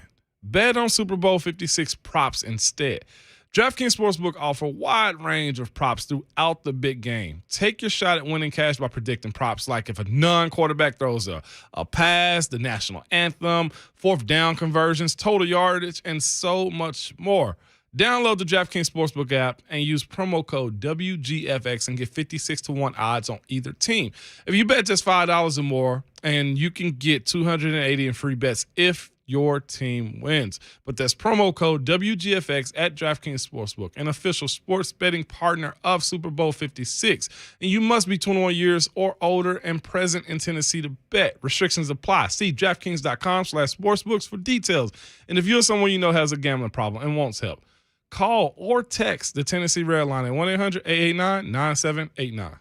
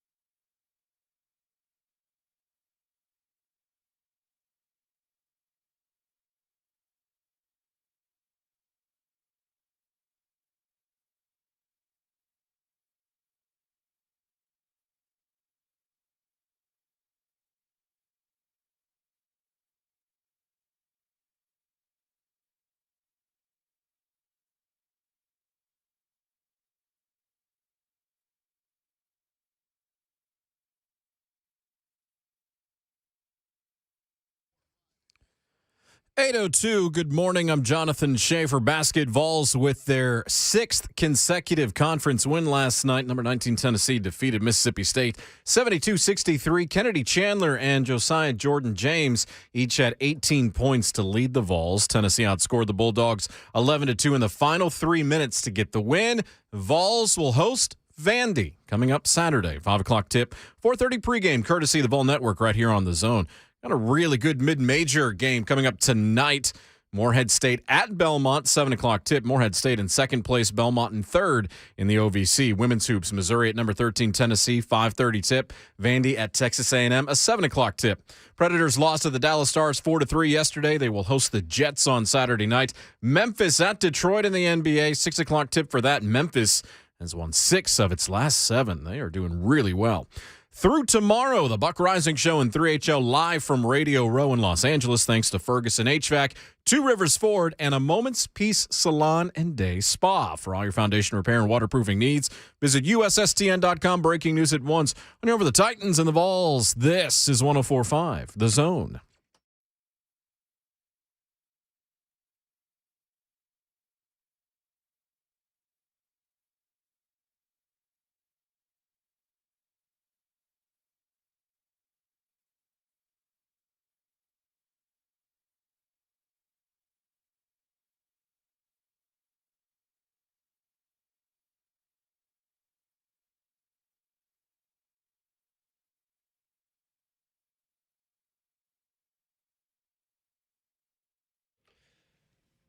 What's happening? Hour number 3, JMart and Ramon, 104.5 The Zone.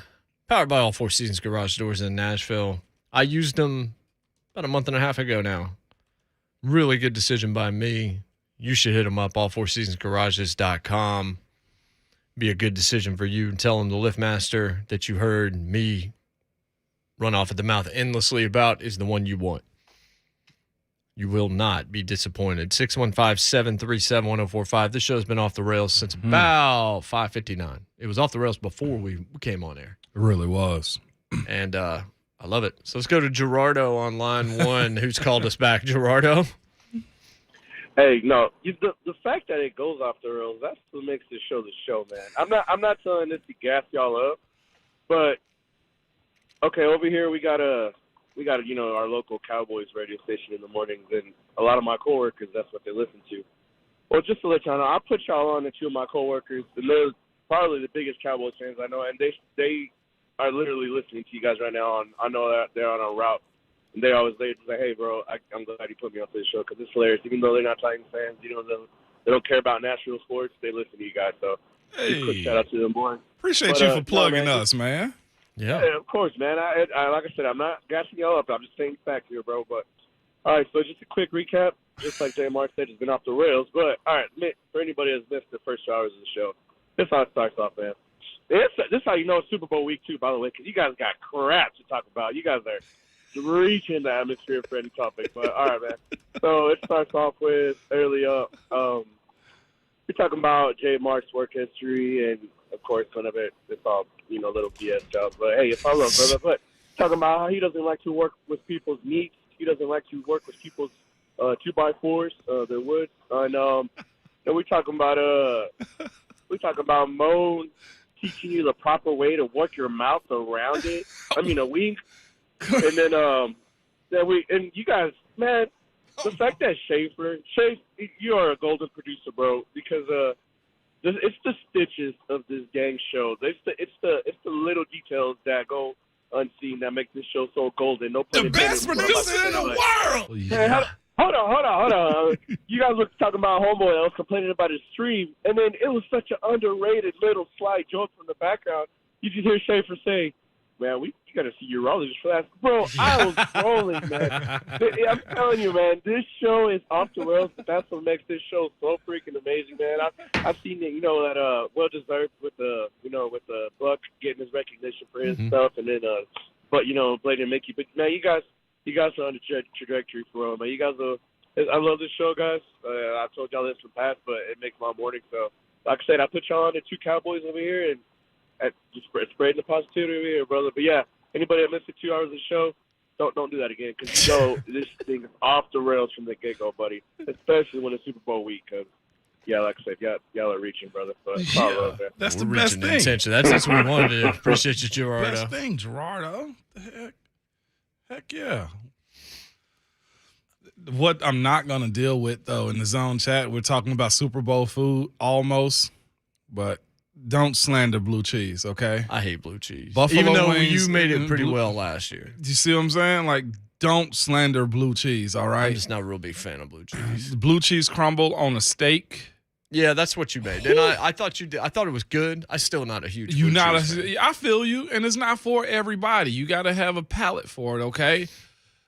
You know what got me on it? Was the wings at Copper Cellar in Knoxville, and it gave blue cheese. I tasted. I was like, oh, this is pretty good. All right, there we go. And I've been hooked ever since. Wings and blue cheese is what got me.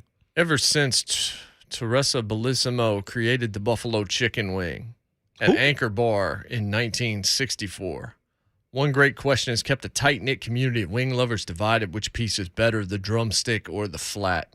It's basically the fried bar food equivalent of the rumble in the jungle. In one corner, drums, which look like little chicken legs and have way more meat. In the other, flats, packing less meat but more of the crispy skin and sauce. Both are delicious, but there can only be one declared winner. So which is it going to be? The case for, what do you want, flats or drums first?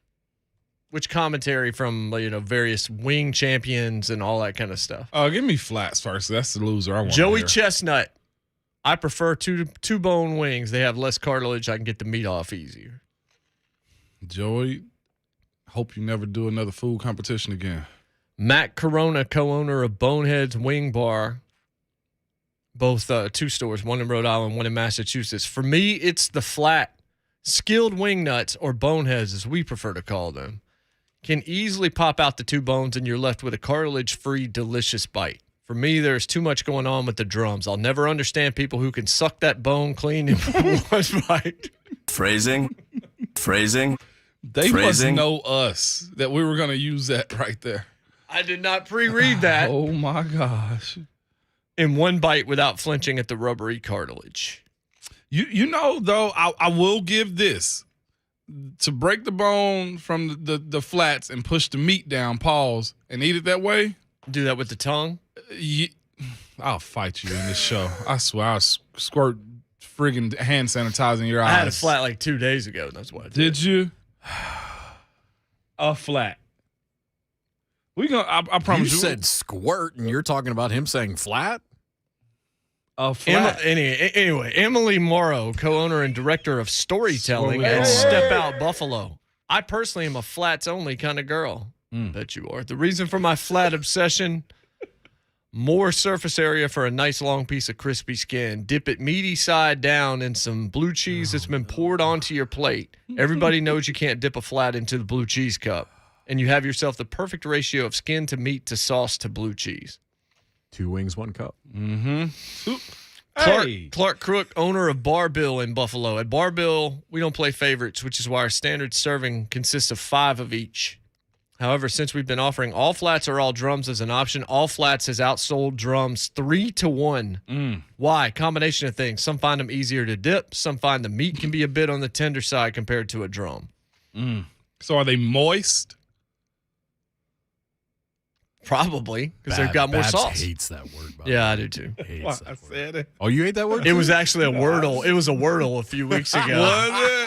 Moist. I got that one real quick. Why don't people like the word moist? It's just kind of gross. No. Joey Lenova, owner at Lenova Pizzeria. I prefer the flats. They have more meat and lots of crispy skin. People love meat, huh? Okay. And now Katie Huffman, winner number 1 of the Bobbing for Wings competition. During which contestants fish wings out of a kiddie pool of blue cheese at the National Buffalo Wing Festival in Buffalo. Flats are superior to drums. They were far easier to pull out of the vats of blue cheese that my head was dipped in. The flats helped me become the 2017 champion. That's not the same. If you're bobbing for wings, yeah, I'm not bobbing for wings. I get that. But see, that's I'm Jasoning for wings. The thing with the drum is this, though. I can hold the drum and text or hold a conversation with somebody, like pointing and using my hands. Like, I can do all I need to with one drum in my hand and do something else with my left. I'm like, it's multi-purpose is what I'm saying. The drum is, like, seriously. In this world of texting and streaming and pushing buttons, the drum is a better fit for that. Drew Wing King Cerza, founder of the National Buffalo Wing Festival. He's the founder of the festival. I believe in equal opportunity for all chicken parts. However, I lean a little toward the flats. They do hold the sauce better. I have different techniques to eat both chicken parts. However, my favorite eating move is the slam, where I use my thumb and index finger on my right hand to slam the wing on my plate as I strip all the meat in one swoop. The simple things in life make me happy, and the slam is one of them. And that's basically turning the flat into a drum. Tell me I'm wrong. Nate Tilden, owner of Bar Casa Valle in Portland. I go for the flat every time. It's got a better ratio of meat to fat to bone where the meat stays protected by skin during the cooking process. I like pulling the bones apart to get all of the perfect little fatty meat parts. Some argue the drum has a handle. I say the middle chicken wing is a handle that I can eat. It's basically turning it into a drum. Number 2 winner, Jonathan George, says the flat is by far the most enjoyable wing. 1, the meat in the middle tends to be more tender. 2, it's actually easier for some to eat in one bite. 3, it can be deceiving, but the flat actually has more meat on it. Oh, so now we're into tender, moist meat, huh? Come on, man. One more case for the flat, but case for drums.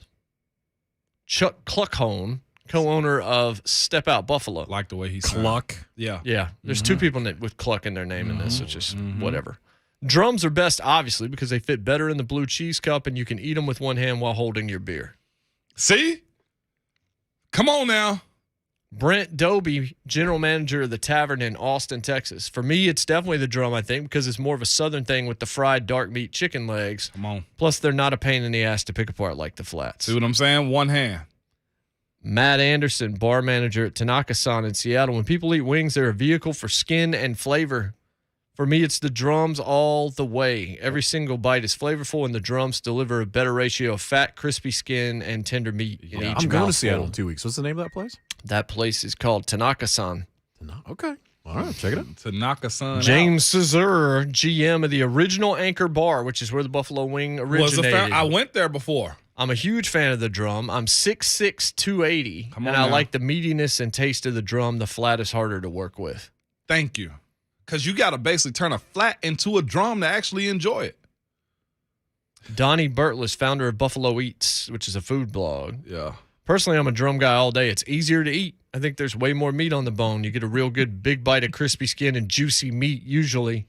And sometimes there's those really crunchy bits that are my favorite part. My wife is the opposite. She only eats the flats, and it's perfect for trips to Bar Bill or 9/11. Come on now. Amateur chicken wing eating champion at the National Buffalo Wing Festival, Jacob Gauda, says drums are the best, especially in a contest. They're just the easiest to put down. Flats are great for char grilling. Nothing like a charred barbecue wing. Mm-hmm. Seriously. Greg Stennis, Dwyer's Irish Pub. My preference depends on the sauce. At my restaurant, I love the Cajun on flats, or skateboards as we call them here, and the raspberry barbecue sauce on drums. If I had to choose a side, I'd have to go with the drums because they're the meatier option. Yup. One hand. The flats win by a narrow margin over their fatter cousin, thanks largely in part to their exemplary crispy skin and ability to hold more sauce. If I got to turn one into the other, that means I should just like the other one. That is just so bothersome. Got to break a bone and get to it, turn it, push it down to actually get it to a drumstick. Big T in Bellevue. Go ahead, Big T. What's up, Big T? What up, fellas? Put me down for the drums. Yeah. Mango habanero at your favorite Tuesday spot there at Buffalo Wild Wings. All right. And that's the bottom line because Stone Cold said so right there. Big T. Fellas, I know you don't do a lot of Olympics, but tonight you need to DVR the snowboard cross at 9:15 on USA Network. Yes, sir. This the sport where they line up 4 dudes on snowboards and race down this massive ice hill, and there's lots of pushing and crashing. And last night was the ladies. Lindsay Jacob Ellis won a gold medal, and so U.S. always represents strong. So there's your Olympic moment, boys. Have a nice afternoon. We appreciate that. Yeah. Our buddy Q texts me. He has a very eloquent just description of flats. I mean, my guy at 8th? Yeah. Yeah. Your guy. By the at way, 8th. Q. I'm still trying to go over there and work after the show a few days a week. I'll quit the job after about 2 weeks. You don't have to worry about it for very long. But Q sends me descriptions, flats, bro. More balance and the seasoning gets deeper into the meat, boss. Pause. Also, more consistent on the tenderness. Q, when I see you, I'm going to scratch your truck up. It's not the answer, okay? I can eat drums and drive, okay? You ever drum and drove? I don't even. No, yeah. You get pulled over for drum and driving. Yeah, when drumming and driving. When I put In the Air Tonight on, I do it all the time. Don't you ever disrespect drums like that again. Drumming and driving. Kelvin Beachum, he's in NFL honors, but we may just talk about chicken. Oh, Beach is into it. Beach also is invested I'm sure he is. Oh, yeah. We got to ask him what was the craziest thing he ever had to do his rookie year. Had to fry chicken at like 1 a.m. for us. You guys are terrible. Then you ask him. We got him. We got Beach on the other side. It's JMart and Ramon 104.5 Zone.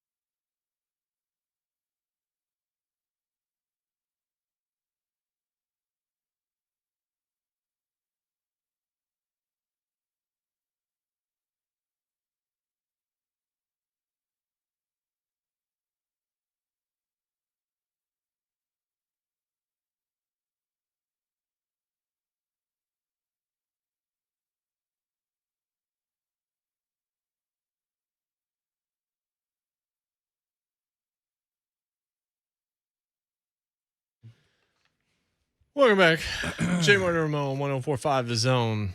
Lifted up by all Four Seasons Garage Doors in Nashville. The telephone number to reach is 615-737-1045. There's football being played on Sunday, but today hadn't really been that day. Nah. Not today. Today hadn't been that day. I don't know if tomorrow's going to be that day. Hey, I just saw that pop up in the Slack. Really? Andy Staples wants to chime in on the wing debate. He's going to call in at 8:45. We had him yesterday, but he wants to talk about flats versus drums. Of course he does. I texted him just to get some input. I didn't know that he was going to invite himself onto the show. Fine. I got no problem with that. It's all good. It's a party. Marshman Real Estate Hotline, Kelvin Beachum, your former teammate as well as Arizona Cardinal. Going to be part of the NFL honors tonight, joining us on the line. Beach, how are you? What's going on, fellas? Thanks for having me. Man, good morning, dude. Hey, get that sleep out your voice, Beach. Come on, man. Come on, dog. Hey, I've been up since 4:30, so I don't know what you're talking about. Oh, okay. 4:30 this time, so don't get it twisted now. Okay, Beach, Moan referred to you as a rookie having to get them chicken at 1 in the morning. Is that a thing? Give us a story, That Beach. is true. That is true, man. So my rookie duties were not what most people think about. I had to get up and fry chicken for a Saturday practice over at Willie Cologne's condo in downtown Pittsburgh. You had to go and get the fryer, get the chicken, fry the chicken, get it to the facility. But I was a good rookie. You really were. And I wasn't a part of the decision to make you do that, Beach. Yeah, right. I wasn't. But I will say, I remember the chicken being crispy. It was fire, man, dude. Hey, that's all that matters. As long as it tasted good, because it was a lot of love and effort put into that chicken that morning. Were you a little mad though, Beach? Well, the thing is, I'm like, well, maybe this is what it is. Because here's the thing, like, y'all, you know, my vets, they knew I didn't drink, they knew I didn't go out, so it's like it was certain things that they allowed me to do and get out of that they didn't allow others to get out of. Yeah. So if they asked me to get up and cook chicken, I get my behind up and cook some chicken. It's that simple. It was what, like 3 o'clock in the morning, where you was just frying. Yeah, 3 o'clock in the morning. It was early. Where are you on the wing debate, flats or drums? It depends on who's making them. We went to Roscoe's Chicken and Waffles last night, and no flats was hitting. What's the advantage to the flats? Easy access. Come on, bitch. Of course that's your motto. Come on, man. Easy, Mom. Okay, yeah, this is easy. This is a family show. I know me and Mo, we can go there from time to time, but it's just I like my flats, man. It's simple, you know. Then I can clean the bone like I want to. I want the bone clean, and sometimes it's a little bristle, you know, on them legettes sometimes. So, yeah. But I can clean the bone a little better with the flats. Pause. Okay, but oh gosh, that's what's up. But see, that's how I know. Today's the day we're getting fired. We said it before. Today's the day we're all getting fired. Today's the day we definitely getting fired, bitch. But I hear your countryside. I didn't mean to start that. No, that's all good. No, screw that. We're here today now. They're gonna have to come pry us out of the studio. That's right.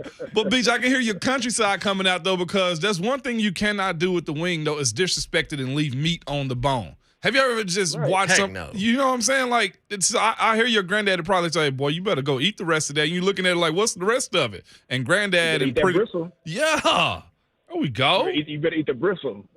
Yeah. But you're also in LA right now too. We appreciate you getting up early. You're doing something. What are you doing tonight with the NFL honors? So tonight at NFL honors is the Walter. Well, one of the honorees will be the Walter Payton Man of the Year. Award, and I've been nominated for that award. It's the second time that I've been nominated for the award. And I'm excited to be able to represent the Cardinals in this fashion. You know, you don't do community service and serving in different communities for recognition, but to be able to reflect and be recognized for the work, you know, that I've been able to do over the past couple of years, I'm super excited about. You know, I mean, again, being able to reflect on that time. Like when I look back at it now, we've been able to serve over 2.3 million meals over my time in the National Football League with my personal donations and collaborations with the matching support. I didn't realize I donated $2.2 million to STEM-related and hunger-related issues over my career. So being able to actually sit back and look at what I've done in the past, and also look at what I want to do in the future. This is a special time, to be honest with you. That's awesome. I mean, it really is. So you're in the NFC West, and the Rams are playing in the Super Bowl, and of course you had time in Pittsburgh, and Cincinnati is playing in the Super Bowl. Which one of them winning would be easier for you to stomach? Probably Cincinnati, because that was the stepchild, honestly. I mean, it's something about, beating up your little brother, and your little brother finally, happens to win a game, Yeah. It's another thing where, it's crazy. I used to remember coaches used to say that it can't be a rivalry if you ain't winning games. And with us and the Rams, it's called a rivalry, but win one of them games to make it a rivalry. Yeah. So it's like they in the division. I'm not, I can't say that I'm salty about it. Like, that's just what it is. We didn't play well. They played well. They played better during the stretch. And the better team is where they need to be at. But to answer your question, I would rather be able to stomach the Cincinnati Bengals winning, honestly. Did you ever imagine a day, Beach, as much as we beat them in the past, that Cincinnati would get to this point? Never. Never. Literally, I mean, I mess with AJ all the time in the locker room. AJ Green. All the time.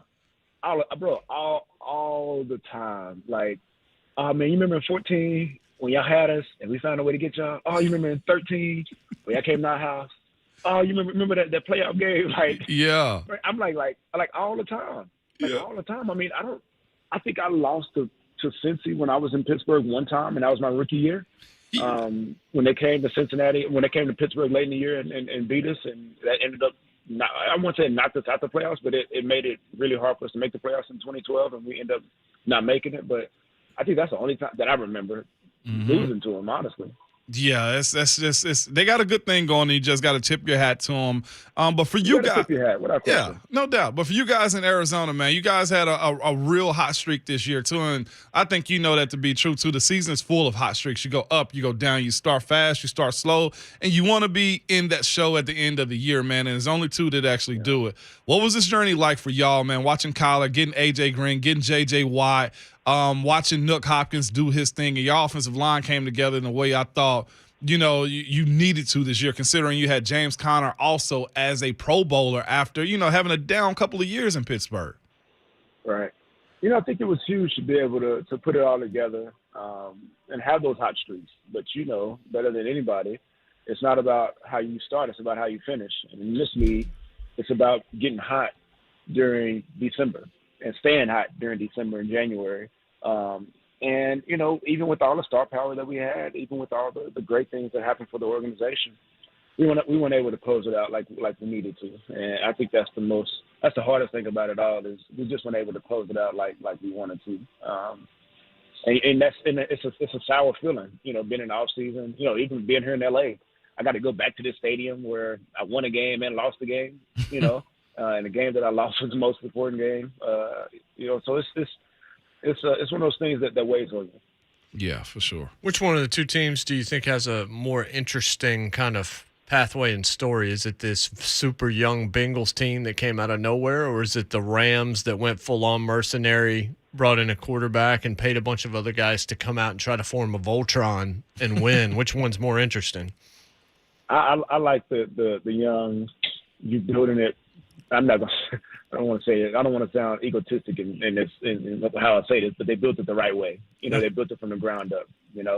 And I think I find that to be the most compelling story, to be honest with you. And there's nothing wrong with, hiring mercenaries to come in and do a job, from time to time. But I think it's really cool to see an organization that's literally just fought and clawed and finally put the right pieces together to put something magical together, and hopefully it's their year. We'll see. Yeah, one thing that's here to stay too is these young quarterbacks. Joe Collar's in that conversation. Lamar's in that conversation. Patrick Mahomes, of course. Josh Allen. You got Justin Herbert. Well, no, you don't have Justin Herbert, but there's a bunch of guys in this league, Beach, and seeing the way the game has evolved from where we had the drop back quarterbacks to where you having to block for a guy that you don't know where he's going to set up sometimes, and I can say that. But it's interesting to watch that evolution. it's interesting to watch it, but I think at the end of the day, you're going to have quarterbacks who, if you trust them for the long haul, they're going to win. And I think there's only a couple out of each crop that does that consistently, throughout their career. I think Josh Allen is going to be one of those ones. I think this Herbert kid is going to be one of those ones. And I think Lamar Jackson and Kyler have the ability to be, in that particular conversation just because of their mobility. Mm-hmm. But at the end of the day, it's gonna boil down to, are these quarterbacks smart? Are they taking care of their bodies? Are they planning to take care of their bodies? Do they know how to get the best out of their receiving core? Do they know how to get the best out of their offensive line? Like, those things are what's going to drive the value of these quarterbacks over the next, this the next decade. I mean, this is the new crop right now. So it's going to be interesting to see. It's magical to watch, and it's also I hate saying this word, but it's kind of, I'm old because it's like I've seen the other crop and play with the other crop, and now I'm playing with the new crop. So it's crazy to kind of see that transition and actually be in the league to be a part of that transition and the passing of the torch per se. Old head. Yeah. What do you as Yeah, an I know, old right? What do you as an old head think of Eli Apple?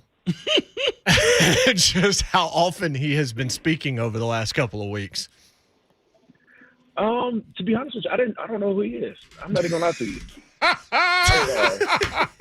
Well, Beach, Alex, I'll give you a quick rundown. He has been he's talked more crap since Mike Tyson, since Muhammad Ali, for a guy that was drafted first round to the New York Giants, got basically booted out of New York, went to the Saints, they trashed him, but he's with Cincinnati, he's played well, but he's dogged New Orleans, he's dogged the Giants. He's gone after Tyreek Hill repeatedly. Oh my gosh, he's dogged Tyreek Hill, man. And then told him, look, you can say all you want to about me, and it's okay because I'll give you 2 tickets to the Super Bowl, basically.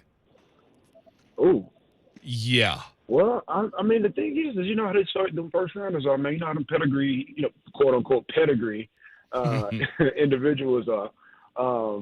But I mean, the thing is what goes around comes around, and I think he feels like he has the opportunity to take his shot while he has the opportunity. I don't know if it'll work out for him. I don't know if long term it'll work out for him, but it's interesting. Man, sometimes I could be a Kermit sometimes, man. So it's like certain stuff. I'm like, it's whatever. I mean, at the end of the day, what you do in the football field is what matters. So if he do all this trash talking and he can back it up, I mean, he ain't Revis Island over there. So no. I mean, what are we talking about? So if he goes and backs it up and they find a way to get a win, he's gonna be talking for the rest of his life, honestly. Yeah, you're right. If they win the Super Bowl, we'll never hear the end of him. But Beach he ain't gonna never stop. It's one thing you can side swipe as quick as you want to. Were you worried about Kyler and his swiping of social media, or you don't really care? I can care less, honestly. Okay. This is the new generation. I mean, me and you have talked about this before. Like this new generation is so consumed with brand and social media presence that almost is more important than what happens on the football field. Like, all I care about is, can he make checks at the line of scrimmage? Can he be demonstrative? Can he be a leader of men? I can care less about his social media. Yeah. And what him and the organization got going on, that means nothing to me until we line it up and suit it up against whoever the first game of the year is going to be. So I really don't give much. I'm up to sounding like Mike Tomlin. I don't give much credence to that right now. So it's just social media off-season shenanigans is what you put that in the book of. Pretty much, man. They ain't doing nothing. A whole bunch of barking, no bite. Yep, that explains a lot of it. Who do you think's going to win the game on Sunday? Man, it depends on. I mean, and as an offensive lineman, I know how I would like for this game to go, but especially in Cincinnati shoes. But if this game turns into a drop back game, this is not the type of game where you want to throw the ball 45 times. And I know Burrow is a hell of a quarterback. But this is not a game that you want to throw the ball 45, 50 times. I'm just being honest with you. Yeah. If Cincinnati has to throw the ball 40 times, it is not going to be a good outcome. Mm-hmm. Like, I understand Joe Burrow threw the ball up and down the field against Kansas City. Kansas City don't got what LA got. And to have that defense been able to pin their ears back for 40 reps, I mean, that's in essence you giving AD and Vaughn and Floyd 20 plus reps one-on-one. Right. I don't like those odds. You know, and I don't like those odds for any offensive lineman. I mean, I don't think it's you put an offensive lineman in a position where you got to pass about 45 times in a game. That outcome may not be the outcome you desire. I mean, you may get some games where you find a way to get it done, but being in that position in the most critical game of your life, the most important game of your life, on the biggest stage of your life, and having to do that I wouldn't consider that the best use of offensive lineman. I'm gonna ask you one hard question. You ready? You don't ask hard questions. Go ahead. Week 1, Titans versus Arizona. Oh boy. Post game, I want to ask you, what was Chandler's response in your locker room on the plane ride back to what Lawan had to say about the game that he had again? That was unbelievable. I've never seen nothing like that in my life. And he said the same thing. Like, who does this? Yeah. Meaning the comments? I mean, like, who? You just got trashed. Like, who comes out and now says, you exposed me on social media? Like, who does that? Yeah. Yeah. Well, I mean, like, literally. Yeah. I mean, who does that? And I'm not saying I'm better than somebody else, but I mean, the thing is, I look at the history of offensive linemen. You telling me that Walter Jones went to the newspaper and came out and said, "Hey, somebody torched me. They exposed me." Yeah. You telling me Tyron Smith come out? You telling me Trent Williams comes out and on social media and says somebody exposed me? Like, what are we talking about? Yeah. You know, you telling me Whitworth, as long as he's been playing, he has a great social media presence. He telling me he's gonna come out and be like, "Hey, I didn't have a good game, and you know, I owe it to you all to not be exposed like that." Like, what the hell? What are we talking about? So what you're saying is everybody gets got, and there's no reason to acknowledge it. Okay, sometimes the bear gets you. Sometimes you get the bear. Right. That's just what it is. Like what you do? Get back in the weight room. Be mad Monday. Be mad Tuesday. Take it out on the next opponent. Like, what we talking about? Yeah. I just wanted to know Chandler's reaction to it more than anything. Bro, Chandler was like, bro, we was all like, Chandler was awestruck. Like, he couldn't believe it. Yeah. And I'm so glad that he didn't give any energy to it. Yeah. I don't think Chandler even like said anything about it. Like, who does that? Yeah. For sure. I was just wanting a reaction. Literally. Yeah. I mean, but again, from an offensive lineman standpoint, like, is that what we try? Is that the type of energy that we want to give to the defensive line already? We already know how hard the job is. Heck yeah. Now we want to give them even more. Not that they don't deserve credit, but I mean, we don't come after a game and be like, "Oh, I shut this guy down and he didn't touch the quarterback all game." Like, I mean, I think there's a level of sportsmanship and a level of pride that goes along with playing this game. And again, maybe I'm different. Maybe I'm cut from a different cloth. Just how I was taught to play this game and how I was taught to both fail and succeed in this game, that's just not something that, you know, we talked about. You shake the hand at the end of the game. You hope you get another shot at him, and the next time you have a shot at him, you better do your job. Mm-hmm. Simple as that. Yeah. Sometimes the bear gets you. Sometimes you get the bear. Period. Also, he didn't have to tell us that he got worked. We all had eyes and saw it. There was also that. There's no reason to make it. There's no reason to magnify that and remind us. No. So we saw it. We witnessed it. You're going to be all right. Just come back next week and play better. Yeah, you know, we call that the ultimate seeking comfort move. From what me and Moan talk about. I was seeking comfort at the highest level right there. We used to get fined for that, Beach. No, don't make an excuse for getting whooped. You just got whooped, and we all have. We all have, without question. Again, the greats have. Yeah. I mean, again, Whitworth is in this game. I mean, Whitworth got beaten in the NFC Championship game. Did he come out and be like, "Hey, I got exposed in the NFC Championship game"? Like, what the hell? Yeah, no. Like, really? Yeah. No, you bounce back. You be a pro. Be a pro's pro. You come back the next week.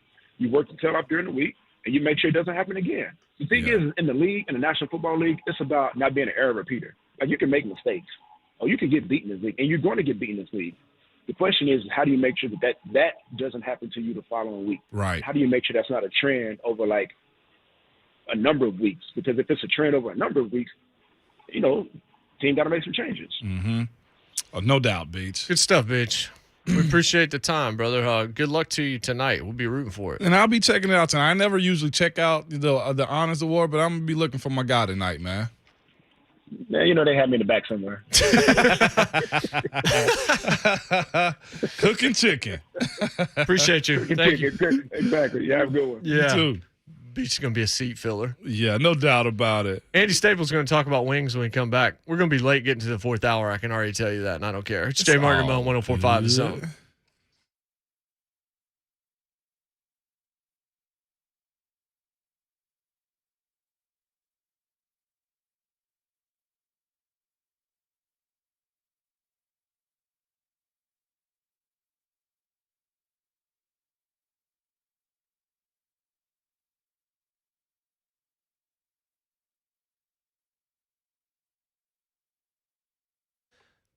LASIK is life-changing. Wearing glasses since second grade and really for a long time have wanted to do LASIK. And finally, I took the plunge. LASIK MD is where I went. It's where you need to go.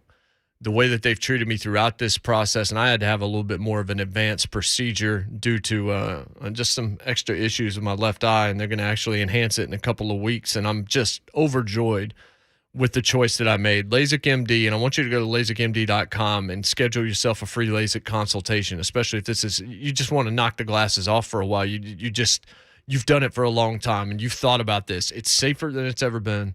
The techniques are more advanced than they've ever been. It's more affordable than it's ever been. Dr. Greenberg did my procedure. He's done over 80,000. LASIK MD's done over 1 million in North America. It's a 10-minute procedure, maybe 15 max, virtually painless.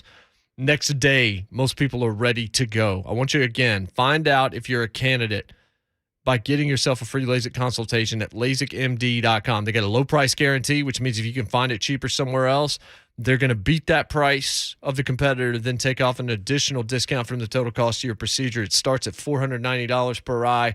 They'll tell you exactly what your specific situation will be, but LASIKMD.com. Get yourself a consultation. See the world through your own eyes, not behind any other lenses. You got no reason to wait. I did it. You should too. LASIKMD.com.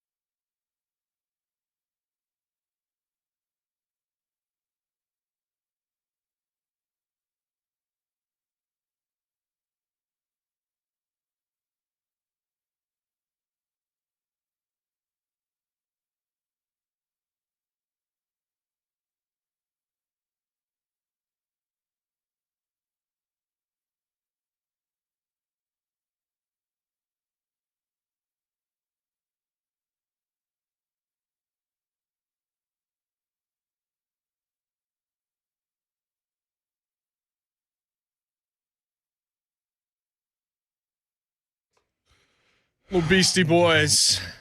Thanks to Kelvin Beachum for chiming in.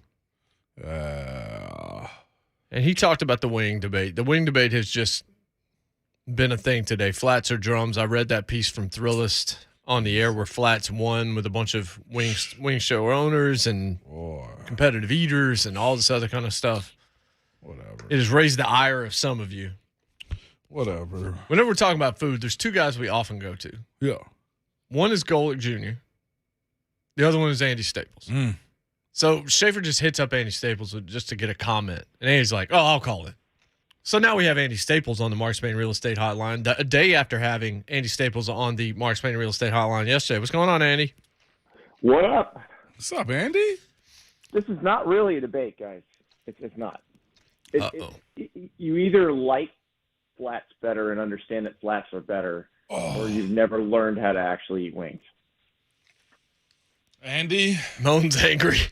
Andy, I like you. You're a cool dude. Okay, before I go any further, what is your technique on eating flats? It's called the wing twisty. I learned it at the Hooters in 5 Points, Atlanta in 1999. Michael Lee, who covers in the NBA for The Athletic now, Carlos Frias, who's the food critic for the Miami Herald now, they were sports writers at the Atlanta Journal-Constitution. Yeah. I was a snot-nosed intern. We went to lunch. They changed my world. So, with the flats, you put the flat in your mouth. You bite down, but not all the way. So you get a very, kind of firm grip, but not so firm that you can't move it. Yeah. You take the bottom of it. You twist. You pull the bones out.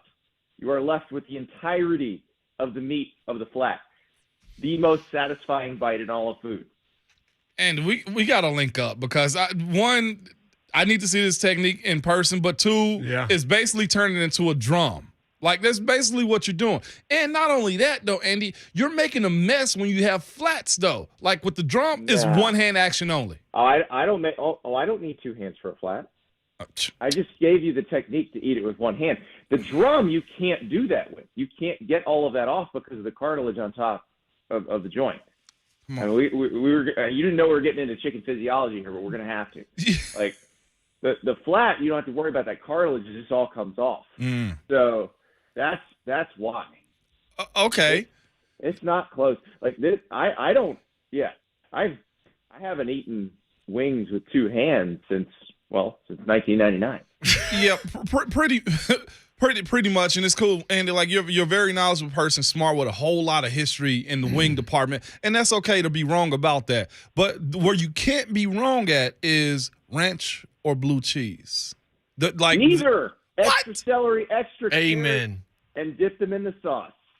Hold up, Andy. I don't do sauces. I don't do the sauce thing either, man. But we're also on the same page on mayonnaise, so maybe it's just there's something about blue cheese. I don't do that. I also don't eat the skin. I always try to get rid of the skin too. No, Jay. That's the best part. I'm trying to eat healthy. Why do you even bother eating chicken? Exactly. You clearly don't like chicken if you don't want the skin. I like it. It's just the part of it that isn't as healthy. Well, if you're gonna eat wings, Andy, come on, preach to him, Andy. It's also the best tasting part. I agree with that. I'm not disagreeing with that. Part of it is a feature, not a bug. And the thing is this, though, right, Andy? Like, if you're choosing to eat wings, you've made the decision. Look, I got to go work out extra hard tomorrow. Exactly. You could have chosen a salad. You've already declared your intent. So why at that point are you trying to eat healthy? Like, if you were going to eat healthy, why are you having wings? Andy, whenever you roll into town and we come see you, bring a rope, bring a chair, and bring some gloves to tie Jason down. And we're going to force feed him wings. We're going to make sure he has a piece of cake, and he's going to dip a wing, even though neither one of you do it, in some blue cheese, okay? Yeah, see, I listen, I know what blue cheese tastes like. That's not doing it for me. But I understand, JMart, you had a very big weight loss in your past, right? Like, so I get it because I'm trying to do that now. And so I get trying to have the willpower and do things the right way. But there's sometimes when you just say, I'm eating today. And that's what you got to do with your wings. I can understand like not taking Preach. the skin off of wings. It's more just like, baked chicken, roasted chicken, whatever like that. If I'm eating a chicken breast, I'm probably taking the skin off. I'm not going to eat all of the, all the crispiness or whatever like that. But on a wing, I can understand it a little bit more because there's not nearly as much there anyway. If you're not getting the flavor, you're probably making a bad food decision anyway. Yeah. The crispiness is the best part. Thank you. It is the best part. And I had wings last night that were baked. What? And they were delicious. That's because they were wings, period. That's exactly right. Baked, grilled, fried, air fried, smoked. You name it. Air fried's good stuff. Can't beat it. Anything but boiled. Boiled would be bad. Boiled would not work. Yeah. Any truth to the rumor that you learned how to do that twist move with the wings by one of the waitresses at Hooters? No. This was the dudes I was with. So he's just trying to take you down a dark alley. I'm not. Yeah, I'm not. Well, I mean, it was 5 Points, Atlanta. There's a lot of dark alleys around there. So, no. It was. Yeah. It was just guys trying to help the intern out, trying to keep me from having terrible food takes 22 years later. Yeah. Wing or giant turkey leg at a Renaissance fair? Oh, it depends on my mood. I mean, I love a giant turkey leg. Yeah, me too. Mm-hmm. I don't know that it gets better than like a giant turkey leg at the right kind of festival. Well, I'll tell you how you make a giant turkey leg better. So if you ever go to Houston, if you ever have occasion to go to Houston, there's a place called Turkey Leg Hut. Mm-hmm. Yeah, that's right. So they do a shrimp, Alfredo, and dirty rice stuffed turkey leg. It is one of the 5 best dishes in America. And I'm talking about you can go to like the French Laundry and pay $600 for your meal or whatever. I've never done that. But you can go to some of these fancy places and spend a bunch of money. No. This thing is better. I promise. Sounds right to One, me. because since you came back on, I said I was going to ask this and then didn't ask it yesterday. What's your favorite Magic Spoon flavor? I'm going to go cinnamon. Interesting. That's one of the few that I haven't had. I have an 8-box pack. I'm in the 7th box There you right go. now. The bundle, the custom bundle. That's right. With promo code Andy. Yeah, I hope that still works. They haven't been on in a while. So. We appreciate you, Andy. Thanks for calling in. Man. All right, see you guys. Yeah. All right. It may not still work. I don't know. Might get fired today, Jay. It's like 9 o'clock. It is. We got to roll. We'll talk to you at 9:10. No, I'm just kidding. It's JMart and Ramon, 104.5 The Zone.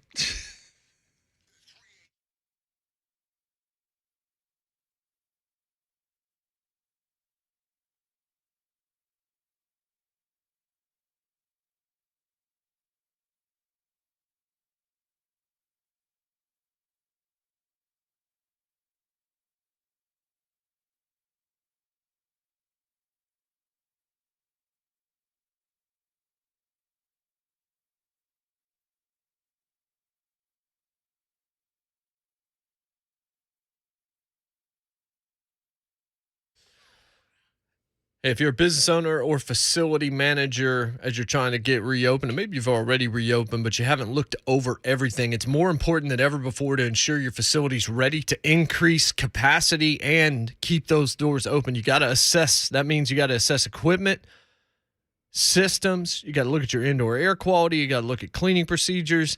And how about touchless options? Maybe that's something you thought about years ago, and now it's more important than it used to be. So all the touchless stuff, you can get it done for your plumbing, your electrical fixtures. It's a lot of extra stuff on your plate. Lee Company can help you with all of it. They've been in the facility management and maintenance business for decades. Put their facility management expertise to work for you. I want you to call Lee Company today at 615-567-1000. Business owners, facility managers, it's non-negotiable. You got to do this. This is going to help you in so many ways. 615-567-1000 or contact them online at leecompany.com. Lee Company, all you need.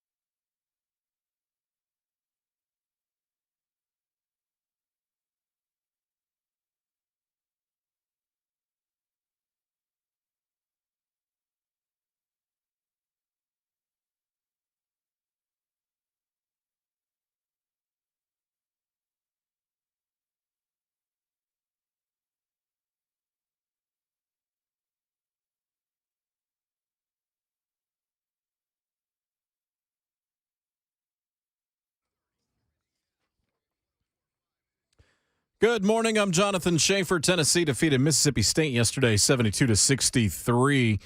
Mascot Vols getting their 6th straight conference win. Kennedy Chandler and Josiah Jordan James each had 18 points to lead the Vols. They'll host Vanderbilt on Saturday, 5 o'clock tip, 4:30 pregame, courtesy of the Vol Network right here on The Zone. Tonight, a good mid-major game over at Curb Event Center. Morehead State at Belmont, 7 o'clock tip. Morehead State in second place, Belmont in third in the OVC. Predators lost at the Dallas Stars 4-3 last night. Preds will host the Jets on Saturday night.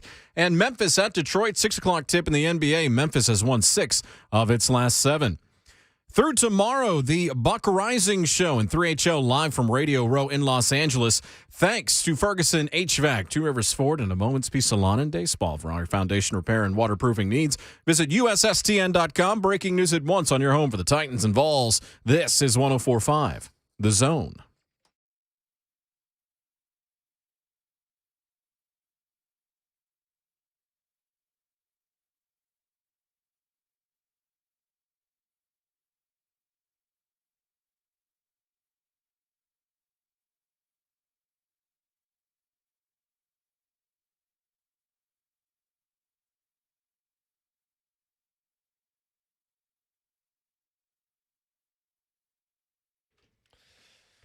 What's happening?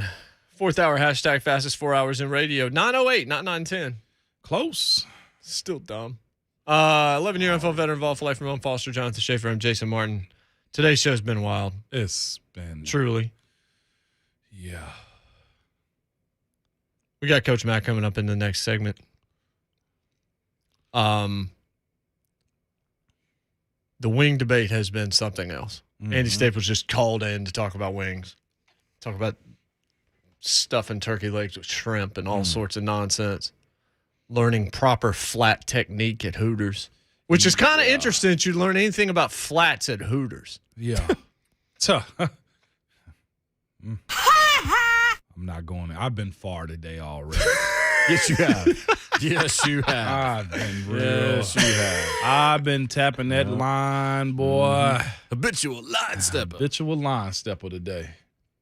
And that's all right. There's really no there's nowhere to go. It was just a line. It was. Cousin Andrew in Portland. What's going on, Andrew? Well, I'll tell you a line here. You're right. Learning anything about flats at Hooters is not necessarily the gospel, because if they don't touch the wall before the nose does, they don't get the job. So, look, let me talk about these wings real quick. So, the way that most men or women or anybody in general eats a wing is one bite, right? You want all of it in one bite.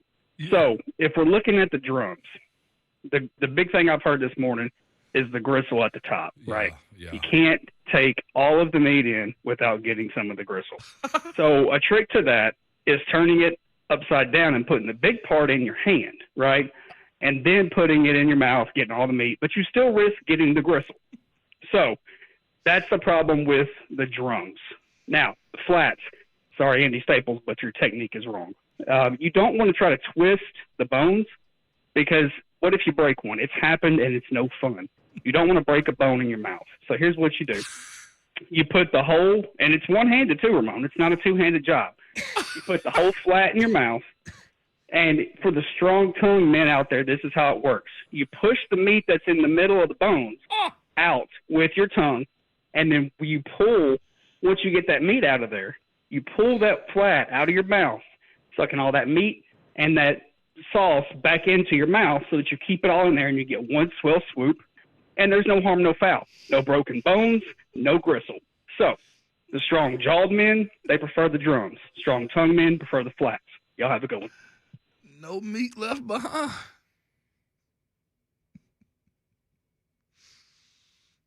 Hey.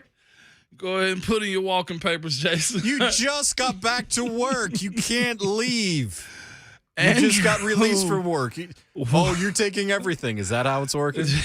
Yeah. Andrew was on one. We're going to let you into a little secret, boys and girls. Yeah. Jason really likes promoting the violence until the bullets get in the air.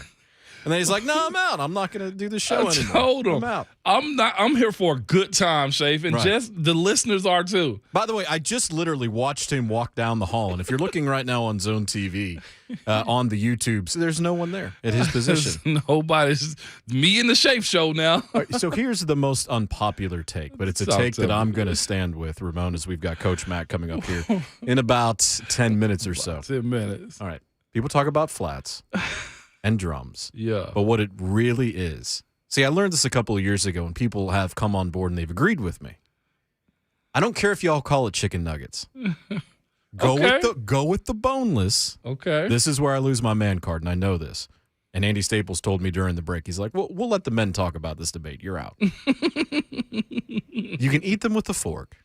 Have all the meat covered in the sauce, because you can put the boneless wing, the entire thing, or most of it, you might need to cut it up, and put it all into the cup to get a maximum sauce output on that. Mm-hmm.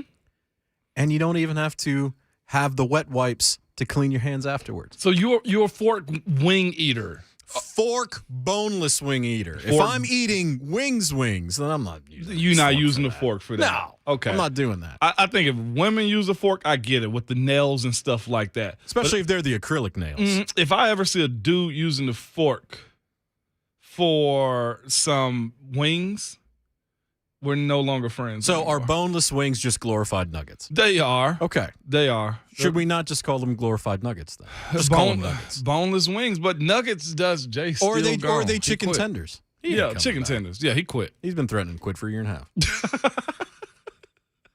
That's how long the show been on, Shay. Boneless is chicken tenders. I like the term chicken tenders. Boneless wings. What kind of wings do you want? I want boneless. Yeah, just Huh. say boneless. I think that's This the is way the to go. thing, though, with boneless. They can screw boneless up because they don't sauce them right. They usually come breaded, and you got to oversauce boneless wings. So this is where we're coming back to the flats and the drumstick debate, is technique on eating and how they're actually prepared. Mm-hmm. And do you eat them for the meat, or are they just a sauce delivery system? Sauce deliveries. That's what I think. Yeah, sauce deliveries. So when JMart says, yeah, I don't eat this with sauce, this sauce, that's the only reason these things are created. Jason said he actually will order wings with no sauce. I thought that was Jason. That's Kenny Smooth walking back in the building. Wings with no sauce at all. No sauce at all. He lost me. And I understand his journey he's had, but if we're choosing to eat wings, we're choosing violence. I don't know.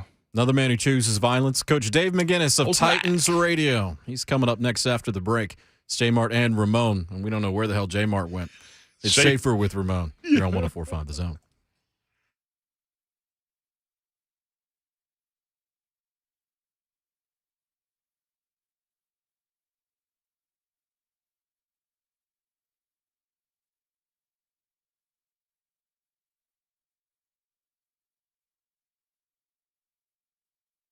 Imagine if the first way we did things was the only way, just because somebody told you that's the only way we've done it. Well, that's what happens when it comes to selling your home. You list it and you got to keep it show ready, because you never know when somebody want to come by for what they call a quick look.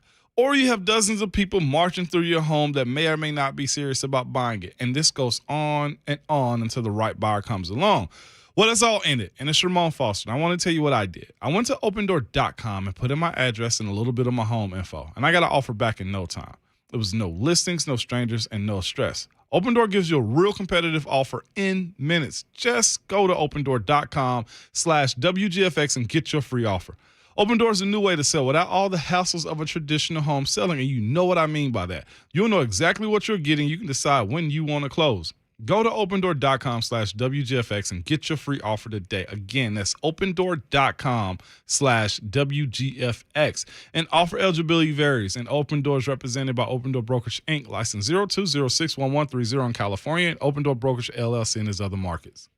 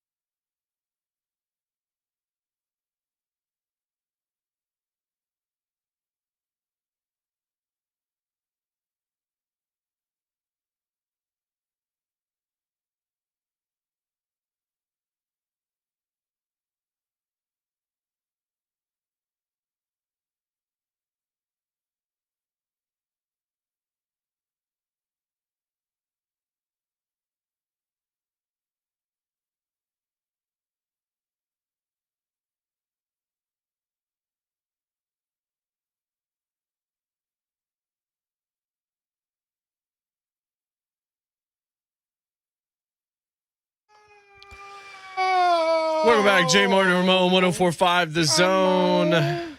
All Four Seasons Garage Doors makes our show possible each and every weekday, 6 to 10 a.m. 11-year NFL veteran of all for life, Ramon Foster and Jonathan Schaefer. I'm Jason Martin. There you are. Ramon Foster at Schaefer on Sports, at JMart Radio, at JMart and Ramon. And we bring in Coach Mack thanks to Farm Bureau Health Plans. Let the experts at Farm Bureau Health Plans coach you through it when you need great health coverage at a price you can afford. They've been protecting Tennesseans since 1947. Yes! Coach, good morning. JMart, good morning. Ramon, Shafe, how are you guys doing this morning? Good morning, McAttack. Doing well. So before we even talk football, where are you on chicken wings, flats or drums? Drums. Yep, I knew you were a man of the people, Coach Mack. Drums, all the way. A lot easier to handle. The efficiency of them, Coach Mack, is like having a three-step drop and just completing a drag route. That's all that is, Coach Mack. Yeah.